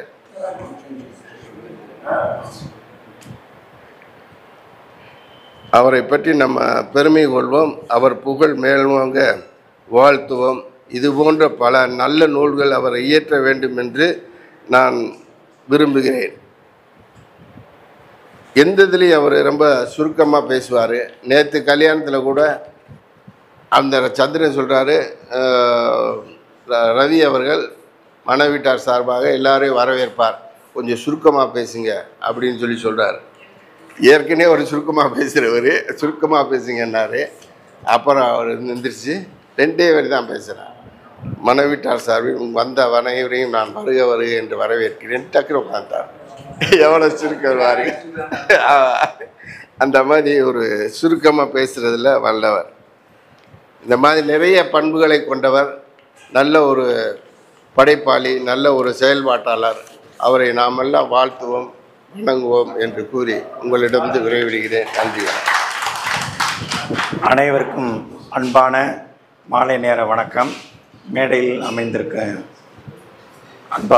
அன்பர்களுக்கும் இங்கு அமர்ந்திருக்கிற அனைவருக்கும் மீண்டும் எனது நன்றியை தெரிவித்துக் கொள்கிறேன். எதை சொல்வது எதை விடுவது என்ற நிலையில் நேற்று காலையில் ஒரு நூல் கிடைத்தது. திருமணத்திற்கு சென்ற அதை அன்பளிப்பாக கொடுத்தார். அழைப்புதலில் என் பெயரை போட்டு பழகினவராக இருக்குங்களே என்ற நிலையில் அதை பார்த்து மகிழ முடிந்தது. மிகவும் மகிழ்ச்சியாக இருந்தது. அவருடன் நிறைய காலம் பழகினாலும் கூட அவர் ஒரு அமைதியாக இருப்பார், சுருக்கமாக பேசுவார், தன்னடக்கமானவர், எதையும் வெளிக்காட்டி கொள்ள மாட்டார். பரந்த மனப்பான்மை, உதவி செய்யக்கூடிய மனப்பான்மை. அவர் நிறைய பதிவு செய்வார், நிறைய பேரை உற்சாகப்படுத்துவார். ஆனால் அவருக்கு பதில் போட முடியாது. அதையெல்லாம் பாராட்டுவேன். ஐயா, உங்களுடைய உழைப்புக்கும் முயற்சிக்கும் என்னால் பதில் கொடுக்க இயலவில்லை, பொறுத்து கொள்ளுங்கள். அந்த அளவுக்கு அதை முழுவதும் படித்து பார்த்தேன். அவருக்கு மிகவும் பிடித்த ஐயா அவர்கள் அந்த நூலையெல்லாம் சொன்னார்கள். 3 ஹைக்கூ நூலையும் படித்திருக்கிறேன், அந்த நூலையும். இந்த 3 நூல்களையும் ஆரம்பத்திலிருந்து அந்த ஐயா நூல் வெளியீட்டு விழாவெல்லாம் கலந்திருக்கிறேன். மிக சிறப்பான ஒன்று. பேராசிரியர் மோகன் ஐயாவை பற்றி அவர்தான் ஐயா அவர்களை இலக்கிய பணியில் உயர்த்தியவர். ஐயா இறையன்பு, அப்துல் கலாம் ஐயா, மகாதேவன் ஐயா, அதெல்லாம் நீதிதேவன். மகாதேவன் ஐயா நூல் வெளியிடும்போது மோகன் ஐயாவில் அந்த கடைசி நூல் அணிந்துரை இருந்தேன். அந்த படத்தை வெளியிடும்போது ஐயா எனக்கு மலர் நினைவுகளை அனுப்புவார். சில இடங்களில் அதை ரொம்ப மகிழ்ச்சியாக வச்சுருப்பேன். திருவள்ளுவர் மன்ற கட்டளை, அந்த அறக்கட்டளையிலும் சரி, மோகன் ஐயா அந்த படத்தை எல்லாம் போடும்போது திரும்ப அழைத்துள்ளார். இப்படியாக 30 கிட்டத்தட்ட இது எத்தனாவது நூல்னா 34 நூல்கள் என்பது சாதாரண இல்லை. கைக்கூ இதிலிருந்து ஐயா சொன்ன மாதிரி உரைநடை, அந்த நடைக்கெல்லாம் மாறிவிட்டார். கண்ட காட்சி, அவர் என்ன நினைக்கிறாரோ உடனே பக்கத்தில் பேனா பென்சில் இருக்கும், உடனே எழுதக்கூடியவர். நிறைய இறையன்பு அவர்களால் புலிப்பால் என்று அழைக்கப்பட்டவர். அப்துல் கலாம் அவர்களால் ஒரே நாளில், அதாவது எந்த ஒன்றையும் உடனே செய்துவிடக்கூடிய அந்த பண்பாளர். அதை கடினமாக இருக்கும் சில விஷயம், என்னுடைய விஷயமே அதே தான். இன்றைக்கி அதை தவிர்த்து விட்டால் 6 மாதம் என்ன இந்த பிறவியிலே இல்லை என்ற உண்மை உண்டு. அதனால் நான் காலதாமதம் வந்தாலும் கூட காரணம் பதிவை போட்டு விட்டேன். ஒரு ஒரு அறக்கட்டளை அங்கு வரலை என்றால் என்னை எதிராளியாக நினைத்து விடுவார்கள். எனவே அங்கு வருகை பதிவு செய்துவிட்டு திருநெல்வேலியிலிருந்து அதனால் தான் காலதாமதமாக வந்தேன். இருந்த போதிலும் இங்கு கலந்து கொண்டு எனக்கு வாய்ப்பளித்தமைக்கு இந்த மதிப்புரை வழங்கியவர்களுக்கும் எல்லோருக்கும் நன்றியும் பாராட்டும் வாழ்த்துக்கள். வாழ்க தமிழ். பாரதி தேசபக்தி என்னும் ஞான திருவிளக்கை ஏற்றி வைத்த தெய்வம் அவன். அவனது வழியில் ஒரு சில நிமிடங்கள் உங்களோடு. ஐயா அவர்களுடைய கவிதையை நான் அவருக்கு அறிமுகமாகிறதுக்கு முன்னாடியே அவருடைய கவிமலர்.com அந்த இணையதளத்தில் தான் படித்து ஒரு ஈர்ப்பு ஏற்பட்டது. அதன் பிறகு இந்த வாசகர் வட்டத்துக்கு உள்ளே வரக்கூடிய வாய்ப்பு எனக்கு கிடைச்சது. அதுக்கப்புறம் தான் ஐயாவுடைய அறிமுகமும் எனக்கு நேரடியாக கிடைச்சது. அப்போது மதுரையில் உள்ள எல்லா புத்தக கடைகளுமே என்னை நல்லா தெரியும். அந்தளவுக்கு புத்தகங்கள் ஒவ்வொரு கடையிலையும் புத்தகம் வாங்கி ஒரு அரிய புத்தகங்கள் எங்கள் வீட்டில் அவ்வளோ புத்தகங்கள் சேகரித்து வச்சுருக்கேன். ரவி சாருடைய புத்தகங்கள் மட்டும் இங்கே கிடையாது. அப்போ அதுக்கப்புறம் தான் எங்கே கிடைக்கும்னு நான் சார்ட்ட கேட்கும்போது மதுரையில் ஜெயம் புத்தக கடையில் கிடைக்கும் அப்படின்னு நம்ம புலனத்தில் அந்த குழுவில் தெரிவிச்சிருந்தார். அதன் பிறகு ஜெயம் புத்தக கடை, அது ஒரு கடல், புத்தக கடைன்றதை விட கடல்னே சொல்லலாம். அவ்வளோ அரிய புத்தகங்கள் அங்கே கிடைக்குது. அப்போ போய் அந்த விற்பனை பெண்மணிக்கிட்ட கேட்கும்போது அந்த இடத்துல இருக்குது சார், போய் பாருங்கள். நாங்கள் ஒரு ஸ்டூலை எடுத்து கொண்டு வந்து கொடுத்தாங்க. உட்காந்து அவ்வளோ பொறுமையாக ஐயாவுடைய எத்தனை புத்தகங்கள் இருக்கோ அத்தனை புத்தகங்களையுமே நான் எடுத்துகிட்டு இன்றைக்கி வர அதை படிச்சுக்கிட்டு இருக்கேன். படிச்சுக்கிட்டு இருக்கேன். அவருடைய அந்த புத்தகங்களை படிக்கும்போது நமக்கு தெரியும், ரொம்ப நல்லா உணர முடியும். ஒரு கவிஞன் என்பவன் வந்து அவனுடைய கற்பனை வளமும் காட்சிப்படுத்தும் திறனும் இந்த சமுதாயத்திற்கு உந்து சக்தியாக திகழ வேண்டும் அப்படின்றது தான் ஒரு இலக்கிய வட்டத்தினுடைய ஒரு ஆணித்தரமான வரி. அந்த வரியில் வந்து ஐயாவுடைய படைப்புகளில் நல்லா உணர முடியும். ஒவ்வொரு புத்தகத்தை பற்றியும் நான் என்னுடைய நண்பர்கள்ட்டையும் சரி, என்னுடைய யூடியூப் சேனலில் உள்ள வாசகர்கள்டையும் சப்ஸ்கிரைபர்ஸ்டையும் சரி நான் சொல்லும்போது புத்தகத்தை பற்றி அப்படி மேலோட்டமாக தான் சொல்லிட்டு போவேன். ஒரு பருந்து பார்வையில் தான் சொல்லிட்டு போவேன். ஏன்னா முழுமையாக சொல்லிட்டோம்னா அந்த எழுத்தாளர்களுடைய படைப்பை வாங்கி படிக்கணுங்கிற எண்ணம் வராது. அதனால் அதனுடைய சுவாரஸ்யத்தை மட்டும் சொல்லி அவங்கள எந்த அளவுக்கு ஈர்க்க முடியுமோ அந்த அளவுக்கு ஈர்க்கிறது, அந்த யுத்தியை தான் நான் கையாண்டுக்கிட்டு இருக்கேன். அதே தான் ரவி சாருடைய புத்தகங்களை பற்றியும் நான் உங்கள்ட்ட ஒரு சில இதில் நான் படித்த வரைக்கும் ஒரு மேலோட்டமான பார்வையில் சொல்லணும் அப்படின்னா, சுத்தானந்த பாரதி அவர் வந்து ஒரு சில புது யுகம் புலரும் அப்படின்னு சொல்லிட்டு ஒரு தலைப்பில் கவிஞர்களை பற்றி அதில் சொல்கிறது, அழகினை சொற்களாக்கி யமுதினை பணிகளாக்கி பழகிய வாழ்வை நல்ல பண்புறு சுவைகளாக்கி எழிலுறும் இயற்கை இன்பம் எழுந்தணி குலுங்க மின்னி பொழியர் கவிதையாலே புது யுகம் புலர்வதாமே அப்படின்பாரு. அந்த பழகிய வாழ்வை நல்ல பண்புறு சுவைகளாக்கி அப்படின்ற அந்த பார்வையை வந்து ரொம்ப அருமையாக ஆசிரியர் வந்து பதிவிட்டிருப்பார். இந்திரா சவுந்தரராஜன் அவர்கள் வந்து அவருடைய அணிந்துரையில் கூட சொல்லியிருப்பார், எல்லாரும் பார்த்து விட்டு போவோம், அந்த காட்சியை இவர் பதிவிட்டு செல்கிறார் அப்படின்னு சொல்லியிருப்பார். அது ரவிசாருடைய அனைத்து படைப்புகளையும் நம்ம பார்க்க முடியும். அதிலே சுத்தானந்த பாரதி இன்னும் கூடுதலாக சொல்லுவார், காலப்போக்கு ஞாலப்போக்கிற்கேற்ப கவிகளின் கோலப்போக்கு புதுமை கொண்டு புலர்கிறது அப்படின்னு சொல்லுவார். அதை ரொம்ப அருமையாக ஐயாவுடைய படைப்புகளில் உணர முடியும். இன்றைய காலகட்டத்துக்கு தகுந்தது மாதிரி அந்த ஹைக்குவை ஒரு கவிஞன் வந்து பாதியை தர மீதியை கலைஞன் உணர முற்று பெறுகிறது ஹைக்கு. ஹைக்குவுக்கு ஒரு ஹைக்குவா இது நான் எழுதின ஹைக்கு. இது வந்து அவருடைய ஹைக்குவுக்கு வந்து அத்தனைக்கும் அவருடைய இது பொருந்தும். அதே மாதிரி ஒரு மனிதனை வந்து கல்வி தான் உயர்த்தும், கல்வினால தான் மக்கள் மேம்பட முடியுங்கிறதையும் அவருடைய படைப்புகளில் அங்கங்கே நம்ம வந்து பார்த்து தெரிந்து கொள்ள முடியும். நம்ம பாண்டிய மன்னன் சொன்னது போல் கூட உற்றுளி உதவும் உருபொருள் கொடுத்தும் பிச்சை நிலை முடியாது கற்றல் நன்றே அப்படின்னு சொல்லி ஒரு மன்னனே ஆசைப்பட்டு பாடல் இயற்றியிருக்கான்.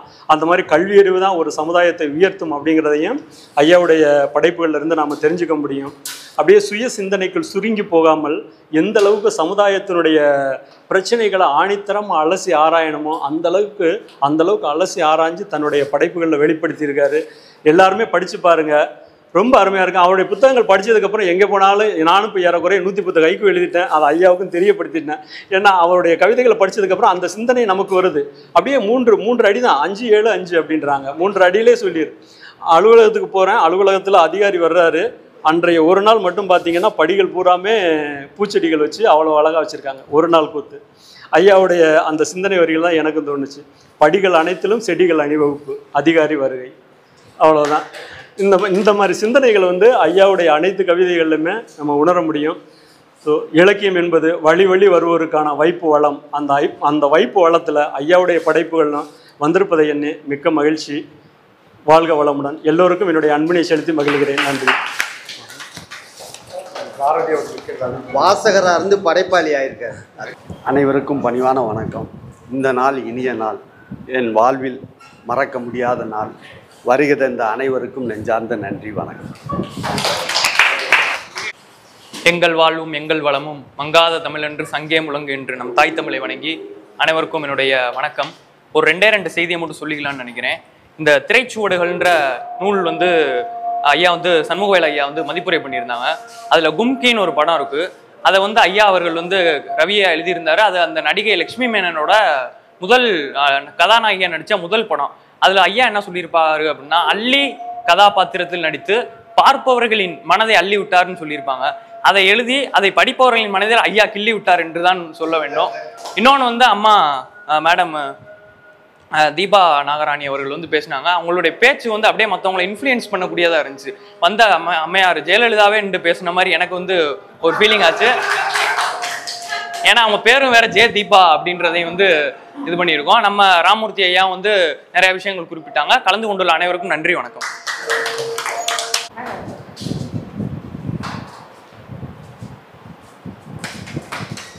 சிறந்த வாசகர் இவங்க. அந்த தன்னுடைய வாசிப்பை சொல்லுவதில் மிக அற்புதமாக செய்யக்கூடியவங்க. வந்துருவாங்க. ஆமாம். ஒரு ஆச்சரியம்.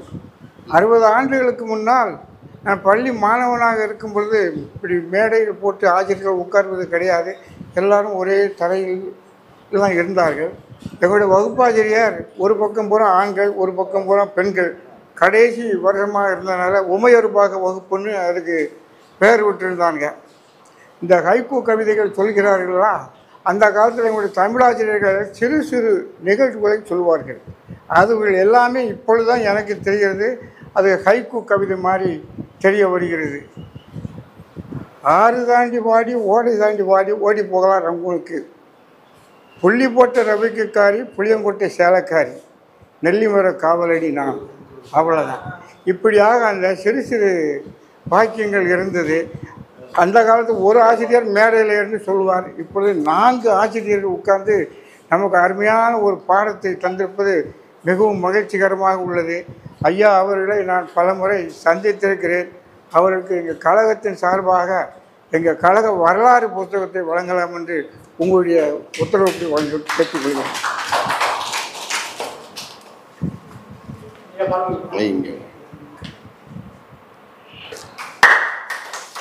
அந்த இதை கொடுங்க. நன்றி. Thank you sir.